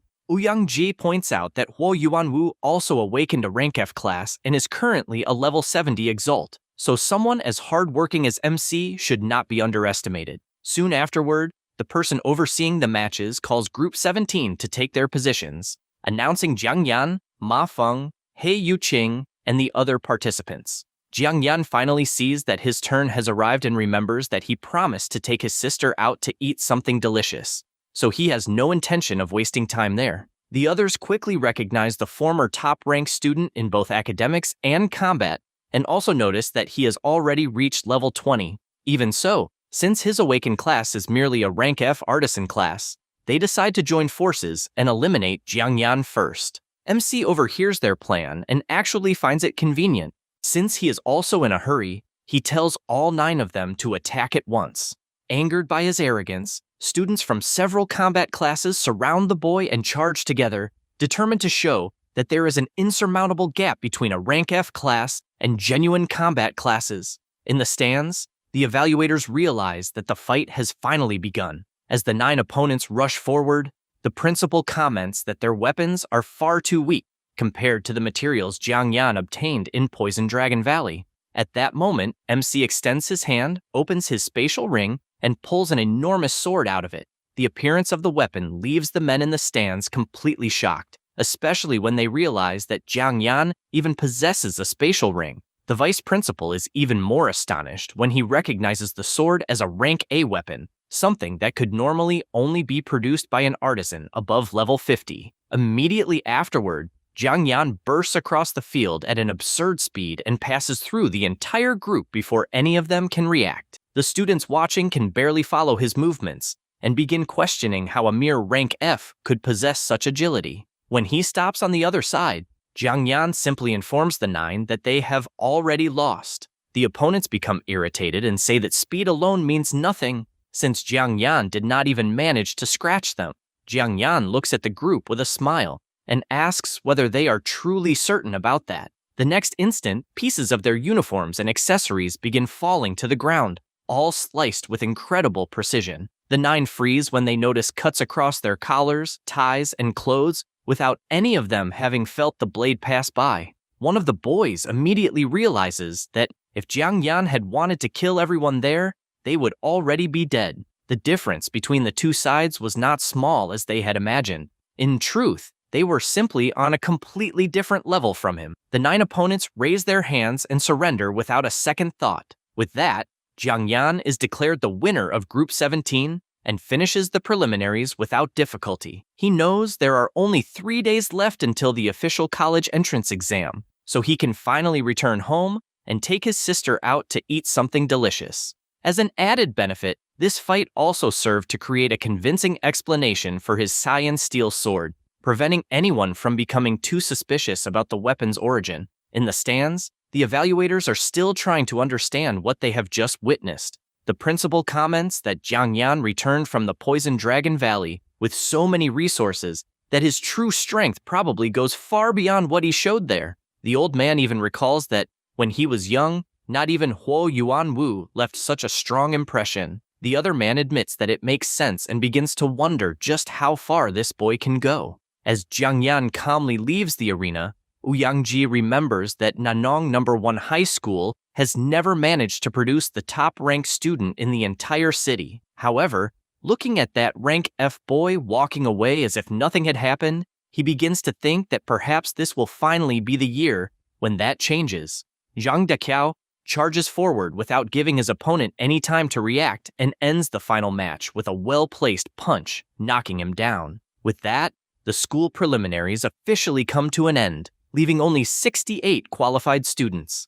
In the waiting area, Jiang Yan begins doing the math. The first high school alone has more than 1,000 students in each grade, and the 68 preliminary groups brought together 680 participants. This means there are still more than 400 students who did not even need to go through this stage and will take the exam normally. Adding those students to the 68 qualifiers, Jiang Yan calculates that the first high school alone will have approximately 500 candidates taking the exam. Since Nanong has 19 high schools, his total competition should be close to 10,000 people. Competing for first place against so many people definitely will not be easy. While he is thinking about this, the principal appears and sits beside him, catching MC by surprise. The man reminds him that the boy ranked first in both academics and combat for 3 consecutive years, and that he has already presented him with countless awards, so there is no reason for him to be so surprised. Jiang Yan replies that he is not merely the principal, but also one of Nanong's 12 guardian deities, so it is only natural for an ordinary student to be a little impressed. Ouyangji laughs, saying that Jiang Yan really knows how to flatter people. However, he would be much happier if the boy brought the title of the city's top-ranked student back to No. 1 high school. The expectation catches Jiang Yan off guard. He points out that there are 3 rank S awakened individuals and 6 rank A combat-focused awakened individuals that year, then asks whether the principal truly intends to place his hopes on a rank F. The man does not care in the slightest and uses himself as an example. Despite being only rank C, he still became one of Nanong's 12 guardian deities. In his opinion, it is the person who determines their strength, not their profession. MC is slightly surprised by the principal's way of thinking. This old man is quite different from the other important figures he has met, and in his previous life, the two of them barely had any contact. Even so, his advice makes sense. Jiang Yan thanks him and promises to use everything he has to bring the title of the city's top-ranked student back to number 1 high school. The principal breaks into a smile and extends his fist, saying that it is now a promise between men. The two bump fists to seal the agreement, leaving the nearby students completely unable to understand why the principal is so excited about one student. Later, Jiang Yan heads into the city with his sister. Since he promised to take her somewhere nice to eat and the official exam is tomorrow, he decides to enjoy the evening. Ever since their parents died, the two of them have always lived frugally and practically never had the chance to eat at a place like this. When they arrive, his sister looks suspiciously at the luxurious restaurant and asks if they are really going to eat there, even suggesting that they go back home. Jiang Yan confirms that this is exactly the place.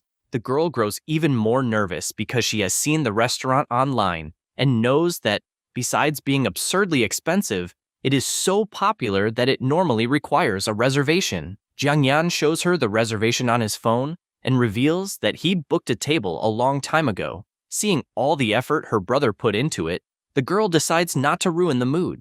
Despite the prices, Jiang Yan had already given her some money before, and if they carefully control their spending, they can still manage for the next few months. Since his exam is tomorrow, she decides to simply let her brother enjoy the evening. Once they are seated in the restaurant, a waitress offers them the option of ordering separate dishes or choosing one of the recommended set menus. MC immediately orders menu C, which includes several of the restaurant's signature dishes, and the employee leaves to prepare their order. When his sister checks the price, she nearly goes into shock. Menu C costs 2,980 yuan and is one of the most expensive options in the restaurant. Jiang Yan calmly confirms the order and even says that if she does not like something, she can order anything else she wants separately. The girl is horrified, thinking that this dinner alone could pay for nearly 10 months of household groceries, and she even begins to suspect that her brother might have gotten involved in something illegal to obtain so much money. While the siblings wait for their order, a commotion begins on the other side of the restaurant. A boy demands a table immediately, even after being told that the establishment operates by reservation only, and threatens to smash everything if he is not served. He is Wang Zhou, a third-year student from number 7 high school and a rank C awakened individual. Since his college entrance exam is the next day, the lunatic thinks everyone should simply get out of his way. Jiang Yan's sister notices that the waitress responsible for their table is being surrounded by the group and comments that those guys are clearly looking for trouble. MC looks in their direction and remarks, loudly enough for them to hear, asking whether all the upperclassmen from number 7 high school are trash of that caliber. Wang Zhou immediately turns around furiously, but then recognizes MC. He mocks the famous rank F from number 1 high school and points out that the number of rank F awakened individuals in all of Nanyang can be counted on one hand, then asks whether he wants to know how powerful a rank C's punch is.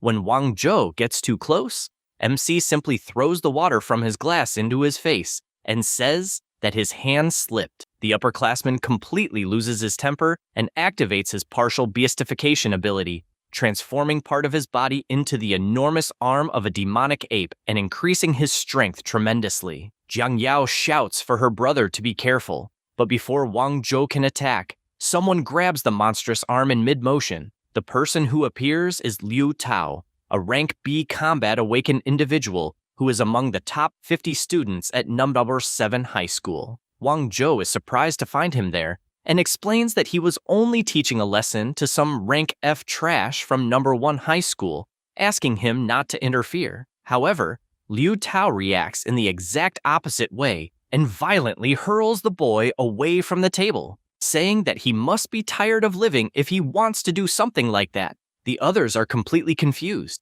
They ask whether Liu Tao has mistaken him for someone else, since that should only be the famous rank F from number 1 high school. Before Wang Zhou can recover, another figure appears in the restaurant.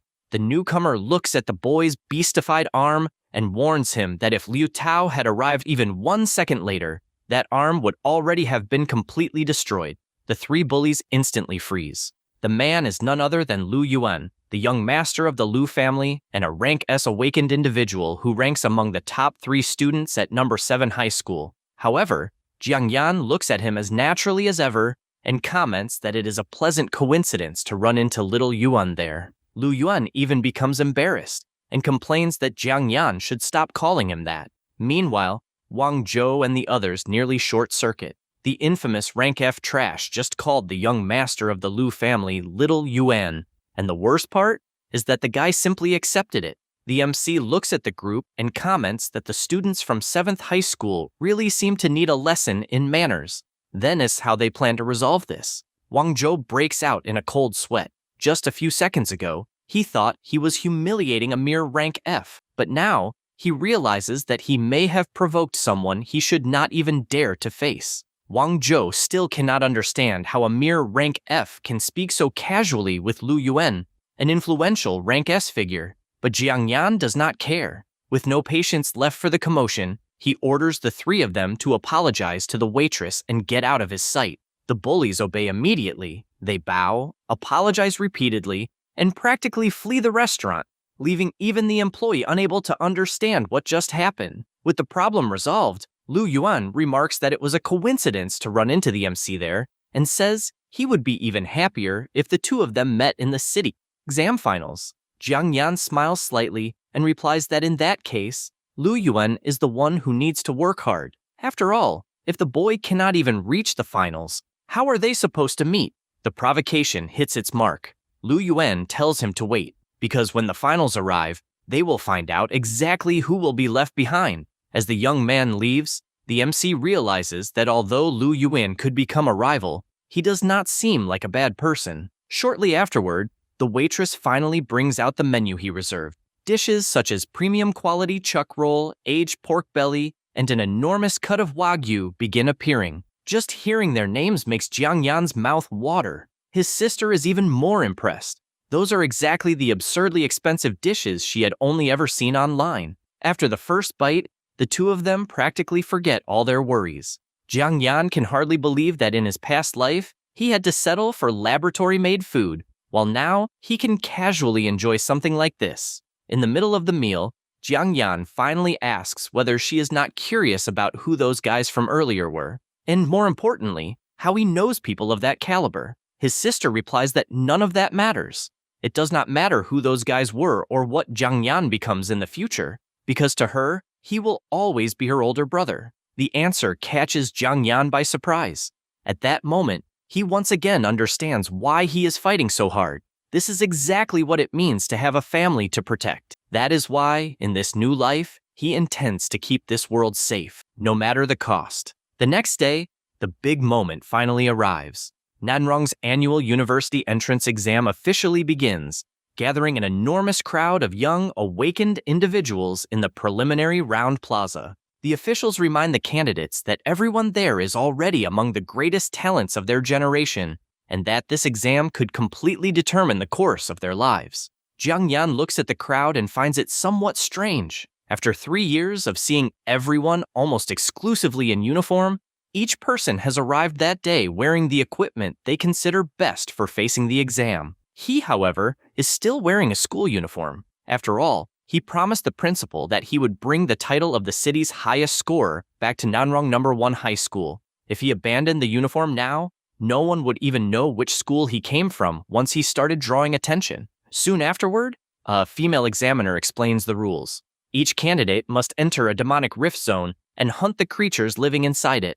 Points are calculated through the bracelets given to the participants, which assess the value of the slain beasts based on the aura left behind on them. The time limit is 6 hours, and everyone is free to devise their own strategy. In the end, only the top 100 candidates in the rankings will advance to the finals. As soon as the signal is given, the 6-hour countdown begins, and the crowd charges into the rift, with everyone shouting that they will seize a place in the top 100. The MC, on the other hand, continues walking calmly. The rules seem simple, but he knows there is much more involved than simply running around killing monsters at random. To begin with, the region chosen for the exam is the sinister, demonic forest, considered one of the best areas for evaluating students. The creatures there range approximately from levels 15 to 25. Unlike the venomous Dragon Valley, there are no monstrous bosses absurdly above the candidates' levels roaming the area. With that in mind, Jiang Yan finally crosses the rift's entrance and steps into the sinister, demonic forest. As soon as he enters the forest, he senses several extremely powerful auras scattered throughout the region. They do not belong to the candidates, but rather to abilities left behind by Nanrong's greatest experts to prevent monsters of excessively high levels from approaching the exam area. Jiang Yan never participated in this exam in his past life, but he knows the region extremely well. When the great experts carried him through dungeons to help him level up, he practically lived inside these rifts, so he knows exactly how to handle himself there. Meanwhile, several candidates begin forming groups. One of them suggests that even if they have to split the points, their hunting speed would increase significantly. A well-balanced team soon emerges. A level 16 healer, a level 17 shield defender, a mage specializing in long-range attacks, and a level 18 archer. When they notice Jiang Yan alone, they ask what his class is. The MC calmly replies that he is a rank F farmer. Their interest immediately disappears. The group finds it ridiculous that a farmer managed to reach the exam and tells Jiang Yan to go somewhere else, saying he would only slow them down. But this kind of reaction has already become routine for him. Being treated like trash because of his rank F no longer bothers him. In fact, he even prefers it this way. After all, turning contempt into a slap in the face is practically his specialty. Now that the exam has truly begun, that is exactly what he intends to do. Jiang Yan draws his sword and heads into the forest alone, determined to make sure his name is remembered in that exam. As the candidates begin their hunt, several school principals watch the rankings in real time from another area. Zhang Zhendong, the principal of 3rd High School, comments that he is curious to see the level of competition this year. 7th High School, meanwhile, arrives brimming with confidence. They managed to produce 4 rank S prodigies in that generation, and Principal Sima Liang believes that the city's first-place candidate will come from their school once again. The conversation soon turns into an exchange of provocations. When Jiang Yan is mentioned, Sima Liang remembers the student who ranked first in both academics and combat for 3 consecutive years, but mocks the fact that he awakened only a rank F class. In his eyes, it does not matter how much Jiang Yan stood out before. A rank F simply should not be able to compete with the true talents in that exam. Zhang Zhendong completely disagrees. Ouyang Jie points out that one's profession does not define everything and mentions the absurd records the MC has already broken at the newcomer training base. The other principal, however, merely laughs. To him, the novice base is nothing more than a playground for beginners, so those results mean very little compared to the monsters the students will have to face now. Ouyang Jie becomes irritated by the contempt and insists that Jiang Yan will still make many people there swallow everything they are saying. The other directors keep laughing, certain that the first school truly has no great talents that year. Ouyang Jie is already getting furious at the mockery, but before the argument can continue, someone notices an unexpected change on the scoreboard. The exam has barely been underway for 5 minutes, yet one candidate has already killed a beast, earning 20 points at once. Ouyang Jie looks at the screen and immediately breaks into a smile. It is exactly the boy they were calling trash. Jiang Yan of the first school appears at the top of the ranking with 36 points.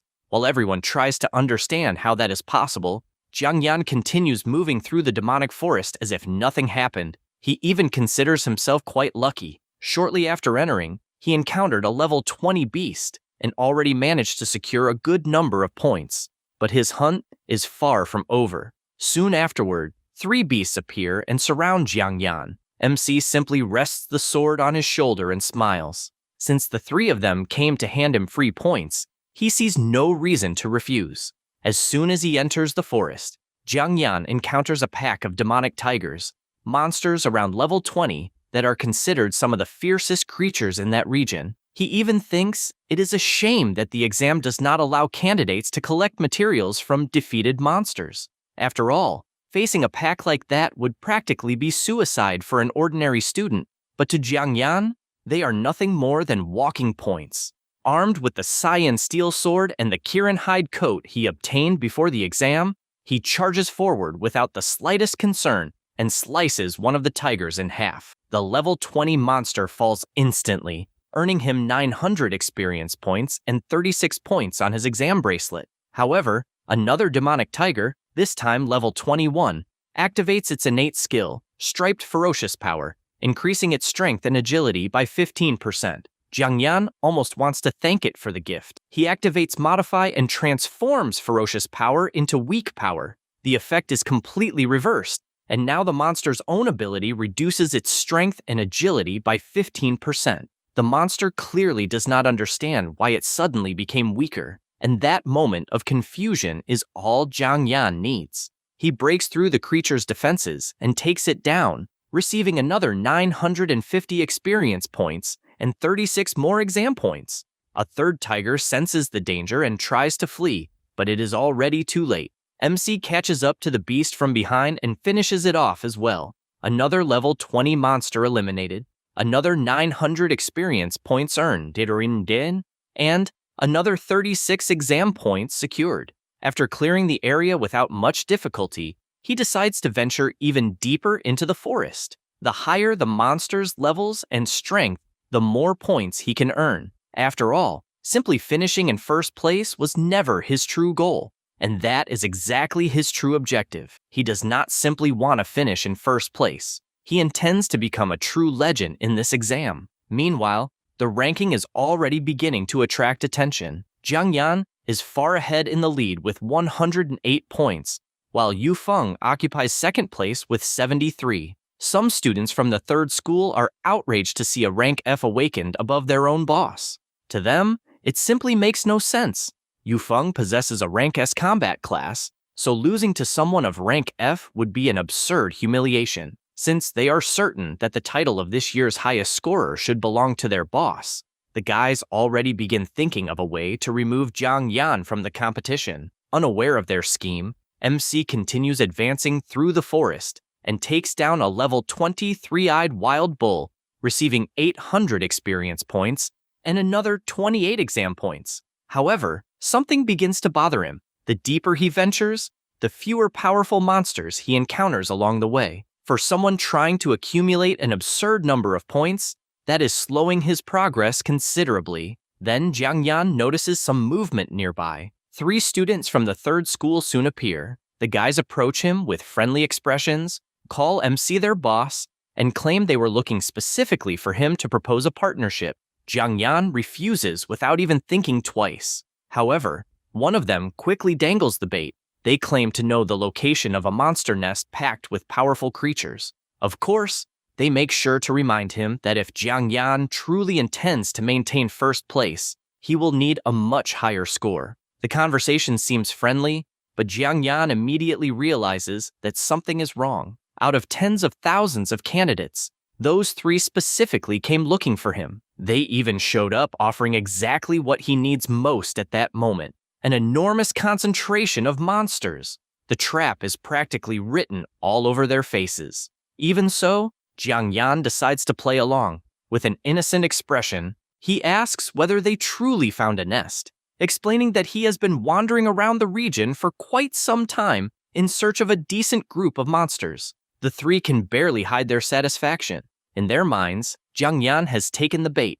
Now they only have to lead this rank F straight into the trap and ensure that he never threatens Yu Feng's first place again. However, they still have not realized one thing. Jiangyan already understands everything. If these guys want to play dirty with him, then he will simply return the favor. The 3 lead Jiangyan through the forest while solidifying the plan in their minds.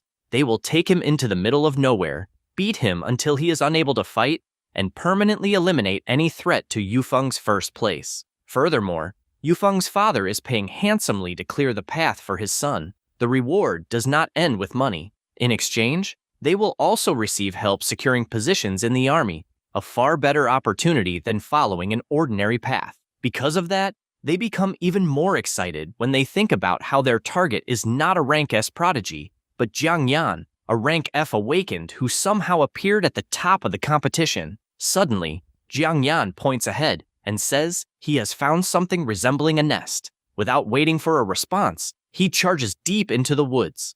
The 3 are startled by his reaction and rush after him to prevent him from escaping. The chase leads the group into an increasingly remote area. When they realize they are completely isolated, they conclude that the perfect moment to act has arrived. The three prepare their attack and move forward to surround Jiangyan. Before they can even touch him, a gigantic claw descends from above and grabs Xu Li. It belongs to a level 25 blue-winged vulture, a highly dangerous sub-boss. The other two freeze in shock as they watch their companion being carried away. Xu Li's brother charges after the creature and screams at it to release him. However, the monster continues flying with the idiot trapped in its claws, and the situation spirals completely out of control. Instead of surrounding Jiangyan, the three find themselves plunged into a life-or-death crisis.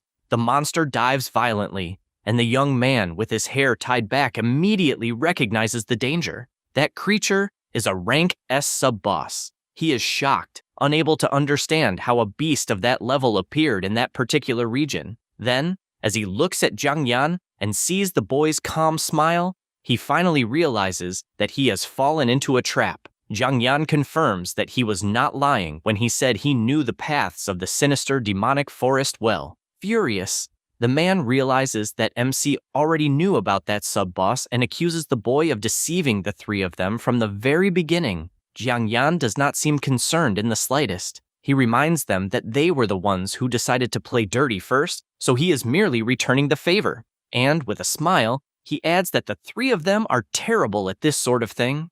The young man flies into a rage and accuses Jiangyan of knowing everything from the very beginning, saying that he had only been toying with the three of them the entire time. MC casually admits it and asks if they really thought he would be an easy target just because he was F rank. Furious, the guy activates the Swift Blade skill, increasing his attack speed by 30%, and charges forward while promising to cut MC into pieces. He unleashes a sequence of extremely fast strikes, but Jiangyan follows every movement with ease. The instant an opening appears, MC breaks through his defense and lands a direct slash across his opponent's body. Jiao is completely caught off guard, unable to understand how someone who is supposed to be merely F rank can overpower him so easily. The impact sends him flying, leaving him sitting on the ground and utterly terrified. Since deaths during this exam are not uncommon, he begins to believe that Jiangyan really intends to end his life. However, MC simply sheathes his sword and says that he is not like them. To Jiangyan, trash of that level is not even worth killing. The young man is even more shocked to hear that he is not even worthy of dying. Jiangyan then calmly states that he is an upstanding citizen and asks why he would go around killing people for no reason. After all, he is not one of those insignificant nobodies. He is the guy who intends to take first place in all of Nanrong City. At that moment, someone grabs Jiangyan's leg. One of the young men crawls across the ground and desperately begs him to save his brother. MC looks down, surprised by the sudden request. Meanwhile, the vulture is already flying through the forest with one of the guys trapped in its talons as he screams for it to let him go. The young man continues clinging to Jiangyan's leg, begging him to forget what they did and save his younger brother. Jiangyan remains silent for a moment and remembers that he also has a younger sister. He then decides to consider it a favor done on her behalf. After picking up a stone from the ground, he tells the young man to watch closely. According to him, this will show the true difference between the two of them. He then hurls the small stone with tremendous force in the direction the blue-winged vulture fled. The stone strikes the monster directly. The monster loses control and violently crashes into the ground, dying from the attack. Jiangyan receives 1,500 experience points and another 50 points on the exam. Shulang is shocked when he realizes that Jiangyan is still completely unharmed and begins wondering why his brother and the boss did nothing. Unable to understand the situation, he decides to attack MC on his own. However, before he can charge forward, his own brother restrains him, leaving the guy even more confused. Shuli tells him to shut up and explains that Jiangyan just saved his life, so they must never lay a hand on him again. Jiangyan has already wasted too much time there and decides to resume hunting to accumulate more points. During this survival phase, he can still freely use Modify, but that will not be possible in the top 100 tournament. In the tournament, MC will face the greatest talents in all of Nanrong City, and several of them are certain to possess extremely overpowered abilities. If an opponent manages to notice him using Modify, he could end up in a difficult situation. Therefore, relying solely on combat technique does not guarantee victory either. Nanrong City's schools are filled with hidden monsters, and he knows that he needs to keep growing stronger. Jiang Yan realizes that he now needs to settle the issue of monster bait once and for all, while also testing his combat abilities in actual battle. To do that, he decides to use Modify on the other 5 skills of the Tinsmith and Farmer classes, transforming them all into battle-oriented techniques. After testing the combinations and choosing the best ones, he intends to save them for the tournament. Before that, however, he still wants to find another monster nest and continue accumulating points. Without wasting any more time, he races through the forest in search of new prey. After all, every second counts. Meanwhile, in the room reserved for the principals, Sima Ling from the 7th school and Yang Zhendong from the 3rd school watch the exam and note that only 10 minutes remain before the end. Ouyangji disagrees when they say the rankings are concerning and begins laughing, saying that the situation is excellent. Jiang Yan is far ahead in first place with 1,998 points, nearly twice as many as Li Yufeng, who occupies second place with 1,002. Close behind are Lu Yuan with 993, Si Feng with 982, Zhou Mi with 962, and Zhang Hong with 909. Seeing his student crush the rankings despite being F rank, Ouyangji celebrates and declares that he personally knows the boy. The other principals cannot understand how a mere F rank managed to nearly double the score of the second-place candidate. In another room, the woman overseeing the exam also observes the result with interest. Jiang Yan possesses 2 F-rank classes, but his performance is completely beyond the norm, making her wonder what kind of monster has appeared in this exam. In the final minutes, MC finishes clearing out another entire monster nest by himself and admits that it took a little effort. His bracelet registers 2,132 points, and shortly afterward, the timer reaches 0. The exam officially ends, and any monsters killed after that moment no longer count toward the score. Jiang Yan realizes that the exam ended at exactly the right time. Thanks to what happened during this final hunt, he also managed to complete the modification of the other 5 skills. With everything settled, MC is satisfied with the result and already begins thinking about the next stage. Now, he is ready for the Top 100 tournament. To him, that arena will be the perfect stage to display his strength once again. The exam finally comes to an end, and everyone who failed to place in the top 100 is eliminated and sent home, where they will later receive their admission notices. Most of them are devastated because with so many cities competing for spots, entering a top-tier university seems practically like a dream. MC calmly walks on while remembering that even among top-tier universities, there is a clearly defined hierarchy. At the absolute peak are the country's 3 prestigious national universities. Glory University follows an extremely offensive philosophy, advancing through the demon rifts and conquering new territories. Legacy University, meanwhile, focuses its efforts on developing civilization and sealing the rift fissures. The third is Sacred University, which seeks a balance between offense and defense. Only the top 30 students from each city are even eligible to apply to one of these 3 institutions, and being accepted into any of them practically guarantees entry into the elite. Jiang Yan then begins considering which one best suits his own goals until a fellow student from the first school arrives and pulls him from his thoughts. The young man tells him that the announcements are over and that the Top 100 tournament will officially begin in 3 days. Jiang Yan looks at him and asks, somewhat provocatively, whether he also managed to enter the top 100. The boy is immediately offended and reminds him that he ranks second in combat at the first school, behind only Jiang Yan himself. As he listens to his classmate complain, MC has already made his decision. His choice is Glory University. Their philosophy perfectly matches the way he views the demon rifts. The monsters inside them continue multiplying, and if humanity merely defends its own territory, it will eventually be cornered. To him, the best solution is to advance, seize territory inside the rifts themselves, and eliminate the threat at its source. After all, the best defense is a relentless offense.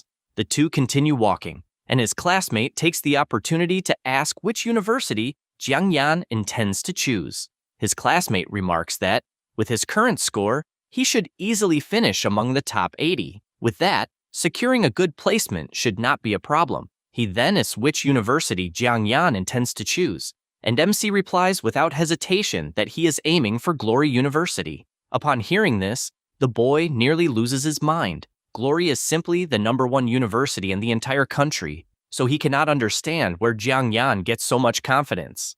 Jiang Yan explains that after earning the title of Nanrong's top scorer, trying to enter Glory is simply the next logical step for him. Qingfeng warns him that there is a huge difference between hunting mindless monsters and facing other awakened individuals in an arena. Rank A and S combat classes possess an absurd natural advantage, and he nearly blurts out that the raw power of those abilities would easily crush the useless skills of a rank F. However, he realizes what he is about to say just in time and holds himself back to avoid destroying Jiang Yan's confidence. MC agrees that the competition will indeed be fierce, saying that even a rank B combat class possesses innate abilities far superior to his, and jokes that the heavens are far too unfair. Qingfeng breathes a sigh of relief, believing that he failed to notice the insinuation. Jiang Yan, meanwhile, finds it amusing to watch the boy try to protect his pride like this.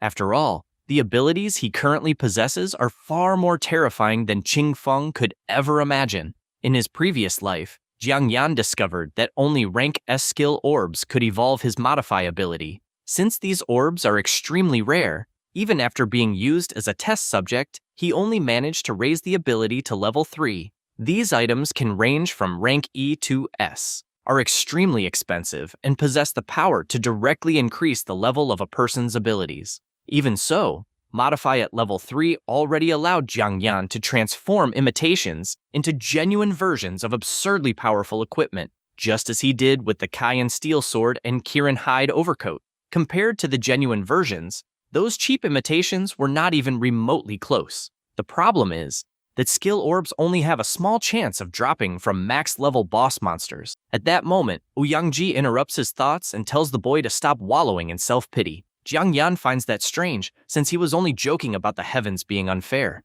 Ouyangji approaches and praises Jiang Yan in front of everyone. Despite being a rank F, he has just claimed first place in the rankings, dominating the exam before the entire city. His friend beside him is shocked because he has never seen the principal praise a student so openly. MC, however, points out that the arena tournament will be completely different, causing the boy to panic and warn him that the principal is literally standing right in front of them and deserves at least a little respect. Ouyang notices his response and asks whether Jiang Yan is already thinking about giving up. Meanwhile, the bald man accompanying the principal believes that at least the boy is aware of his own limitations. Qingfeng grows somewhat worried as he waits to see how Jiang Yan will respond. Jiang Yan smiles and makes it clear that giving up has never even crossed his mind. The title of top scorer is already his. The principal bursts into laughter, saying that this is exactly the answer he expected, while Zhu Chang can only think that this arrogant brat truly has not changed at all. Satisfied, the principal tells the two of them to follow him. He explains that he has prepared half a week of special training exclusively for those who ranked among the top 100. During this period, the elite instructors of First School will put the students through real combat and hammer some battle sense into their heads. Once inside First School's martial arts gymnasium, Ouyangji explains that each instructor will be placed in charge of a group of 3 students for practical training. The school had exactly 10 students qualify, so the other 9 are assigned to the instructors. Among them are Xu Zhenghan, level 20, rank F, Ordinary Shield Knight; Qingzi, level 21, rank S Floral Witch; Saifeng, level 21, rank S Lightning Swordsman; Wang Qingfeng, level 19, rank a Tiger Guardian Knight; Yang Hongwei, level 16, rank a Berserker; Zhu Xiling, level 17, rank a Ice Mage; Liu Li, level 17, rank B, Silk Thread Weaver; Zhang Ying, level 17, rank B Fire Enchantress; and Mo Yu, level 18, rank A Water Mage. The instructors responsible for their training are also introduced. Liu Yun, level 43, from the Physical Combat Department; Qian Yu, level 44, from the Melee Combat Department; and Sun Yui, level 43, from the Combat Theory Department. The 3 of them promise to whip the 9 students into shape since their futures depend on the tournament, and Sun Yue emphasizes that strategy can be just as lethal as a blade. Before the training begins, one of the students raises his hand and asks why Jiang Yan does not have to train with them. The guy complains that while everyone else is going to suffer, MC simply gets to sit comfortably off to the side. Ouyang-ji replies that the person responsible for Jiang Yan's training is far beyond their level. In fact, the principal himself will take charge of the boy and personally oversee his combat training. The revelation catches the students by surprise, and they can barely believe that Ouyang-ji is going to train and fight him directly. Jiang Yan also understands the significance of this. After all, Ouyang-ji is one of Nanrong City's 12 guardian divinities, an absolute level 61 grandmaster. Even the teachers are impressed because throughout all their years working at first school, they have never seen the principal offer private training to a single student. MC begins to feel somewhat tense about the situation. One of the 12 guardian divinities has decided to train him personally, and Jiang Yan suspects that Ouyang-ji intends to test his true limits. Judging by the situation, he can already tell that this training is going to hurt like hell. The three instructors announce that the training will continue in the outdoor area and order everyone to follow them. Before leaving, one of the students complains to Qian Yu. In his eyes, it makes no sense for Jiang Yan to receive personal training from the principal, while the other 9 have to undergo regular training. Si Feng hears the complaint and even admits that the guy has a point. Jiang Yan was kept behind alone while all of them were sent here. Qingzi immediately shuts down the whining. She says that if he can take first place in the rankings, he can have the entire stadium to himself, and tells the boy to stop complaining like a child when he is nothing more than a painfully average guy. The maniac turns red with rage while Si Feng nearly laughs at the situation. However, Qingji is paying far more attention to Jiang Yan than she lets on. She remembers that he ranked first in both academics and combat for 3 consecutive years, and despite awakening a rank F class, his true strength is absurd. If Jiang Yan manages to enter one of the 3 prestigious national universities, bringing him into the Qing family through marriage could become an excellent investment. Jiang Yan notices the girl's venomous nature and decides that it would be best never to provoke her. For safety, he would rather keep a certain distance from her. Soon afterward, Ouyang-ji announces the beginning of the first stage of the school's #1 student's exclusive training, Jiang Yan. The principal even gives the program an official name, calling it the First School #1 Development Project, and strikes an exaggerated pose while presenting the idea. Jiang Yan feels embarrassed by the old man's absurd enthusiasm. Ouyang-ji then orders Jiang Yan to step into the arena and announces his first combat instructor, Zhang Yun, head of First School's Melee Combat Department. The woman appears wearing fighting gloves, and as soon as she sees MC, she casually remarks that it has been a while since the two of them last met. Zhang Yun knocks her gloves together and warns him that she has no intention of holding back. She is level 51 and possesses the Leopard Spirit Brawler class, a rank B combat class. Jiang Yan knows the woman well. After all, Zhang was his first training partner and is considered the best hand-to-hand fighter in all of First School. Seeing whom Ouyang-ji arranged to train him, he realizes that the principal is truly using every connection at his disposal to help him. Zhang Yun's history also perfectly explains her reputation. The woman was the champion of the Southwest Regional Tournament for awakened individuals and has already defeated at least 1,000 opponents. When she was recruited to lead the Melee Combat Department, she even beat up every teacher who questioned her authority until no one dared to complain anymore. That was how she earned the nickname 3-Punch Dream Crusher within the school. While Ouyang-ji cheers in the background like her biggest fan, Zhang allows Jiang Yan to use his weapon and says she will lower her own attributes to match his. When she asks the boy's current level, he explains that he hunted a good number of monsters during the preliminaries and is now level 22.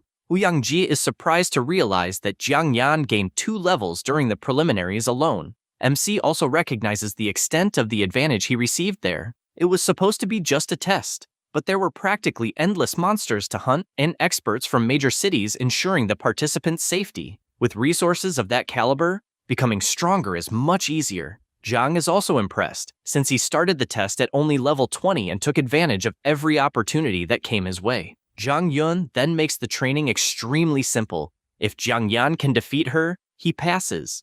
The boy draws his sword and warns her that, in that case, he will not hold back either. If he wants to secure even better resources from now on, he needs to keep pushing himself further. Besides, Zhang was his hand-to-hand combat instructor for 3 years, so he knows the woman's abilities very well. Jiang Yan immediately charges forward. In both his past life and this one, he has never managed to defeat Zhang Yun. But after all the combat experience he accumulated while facing level 20 monsters, he believes he can finally change that. However, the instant he enters her range, Zhang notices an opening. An energy resembling a leopard envelops her body, and she launches a punch directly at his face, forcing Jiang Yan to react at the very last second. Zhang Yun lands a direct hit on Jiang Yan and sends the boy flying across the ring, bouncing several times before finally coming to a stop. Completely battered, he even complains that his ass hurts and admits that the woman is absurdly strong. Even so, he plants a trembling hand on the floor and forces himself back to his feet. Jiang Yan refuses to give up.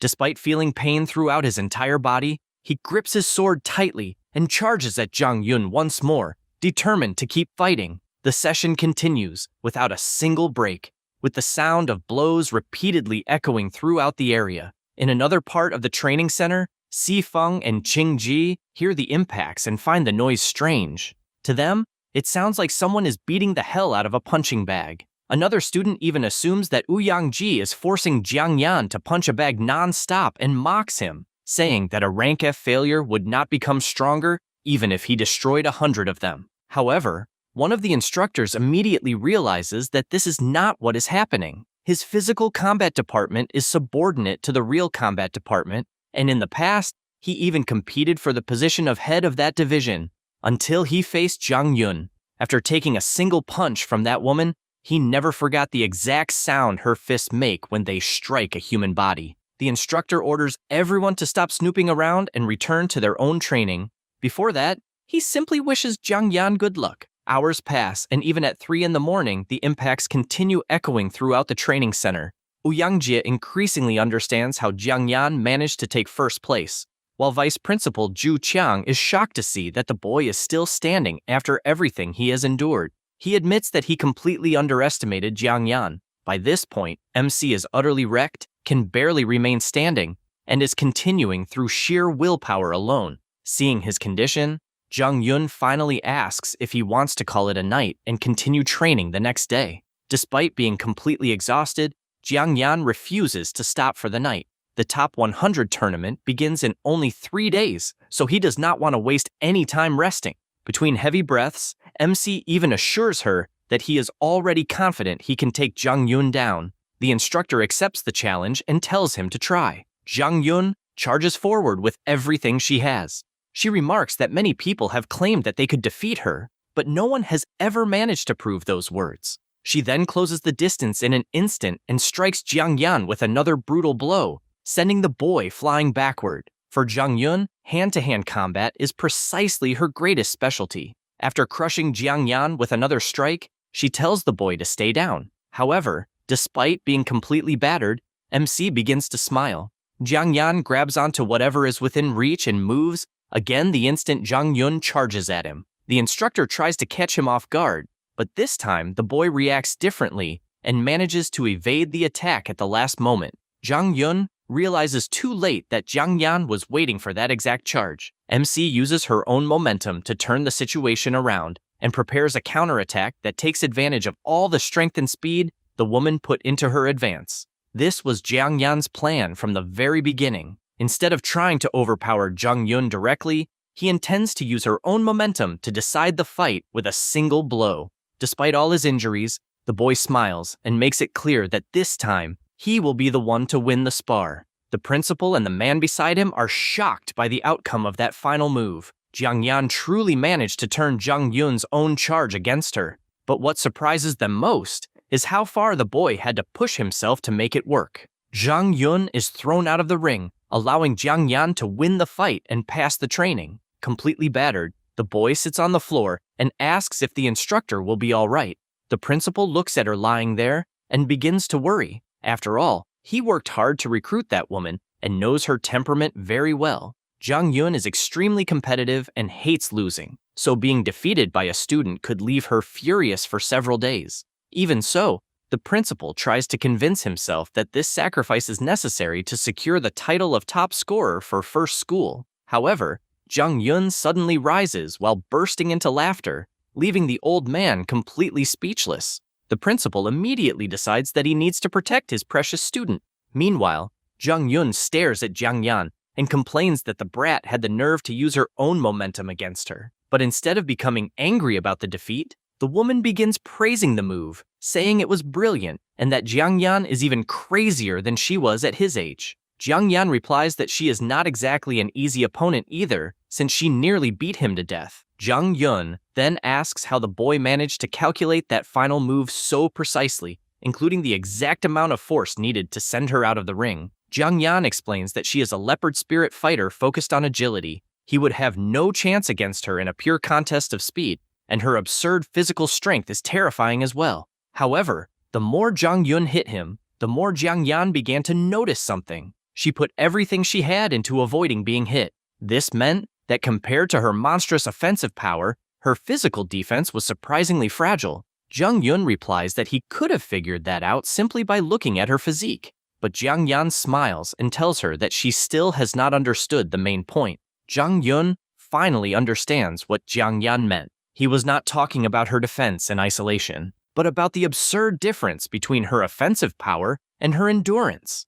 The boy knew that his own attacks would not be enough to break through her guard, so he took advantage of Jung Yun's monstrous strength and redirected it back at her. The instructor is shocked to realize that he spent practically the entire fight getting beaten while preparing that single counterattack. Jiang Yan admits that this was exactly what he did. In a normal hand-to-hand fight, trying to overpower Jung Yun or trade blows with her would be impossible. After all, during the 3 years he trained with her, even while limiting her strength to just above level 20, the woman still destroyed him every single time. However, those defeats also taught Jiang Yan her rhythm, her movements, and, most importantly, how to use her strength against her. It may have been a somewhat dirty shortcut, but he understands one important thing. When the enemy is much stronger, there is no point in confronting them head-on. He needs to fight smarter and use his opponent's own strength against them. For Jiang Yan, as an F-rank awakened, winning means always staying one step ahead of everyone else.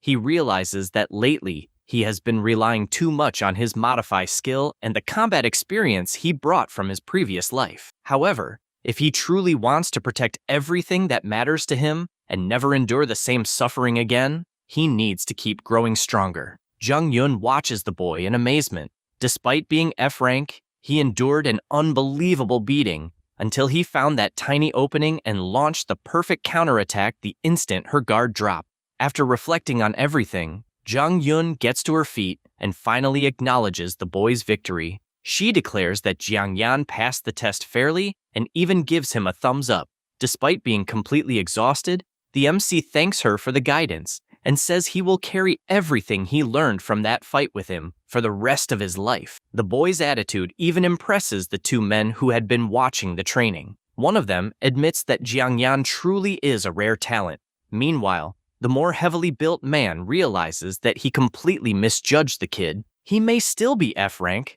but there is clearly something very different about him. At that moment, one of the vice principals approaches the ring, while the other complains that his training with Jiang Yan was only supposed to begin the following day. Even though Jiang Yan is completely battered after his fight against Jung Yun, he has barely caught his breath when the next person responsible for his training begins preparing to take over. The vice principal approaches the ring, and Jiang Yan is puzzled when he sees him coming. After all, that man has always looked at him as though he were trash. This time, however, the old man pulls a box from his pocket and gives the boy a tendon renewal pill refined by a level 60 pharmacist. According to him, Jiang Yan only needs to take it to be completely recovered by the following day. Ouyangji is shocked by the gift. Producing such a pill requires a pharmacist above level 60 and an enormous quantity of rare monster materials. Each one costs tens of thousands, and in all of Nanrong, practically only the powerful Chamber of Commerce is capable of selling them, and even then, only by reservation. Unable to understand why the vice principal is giving him something so valuable, Jiang Yan even asks whether he is certain, but the man simply places the box in his hand. The MC remains suspicious. trying to figure out what the old man is planning, since he has always looked down on him for his F-rank class. However, the vice principal explains nothing. He merely tells Jiang Yan to go home, get some proper rest, and not be late for the next day's training. As he watches the man walk away, Jiang Yan realizes that perhaps the teachers at number 1 school are not as bad as he had imagined. The MC raises his hand and promises that he will not be late. Before leaving, however, the vice principal stops and warns him to prepare himself mentally. After all, as the strongest mage at number 1 school, he has no intention of going easy on him for even a second. Upon hearing this, Jiang Yan smiles. That is exactly what he wanted, because if he is going to face that old man the following day, he has no intention of entering the training merely to survive. That's all, folks. If you enjoy the video, subscribe and hit the bell. Thanks.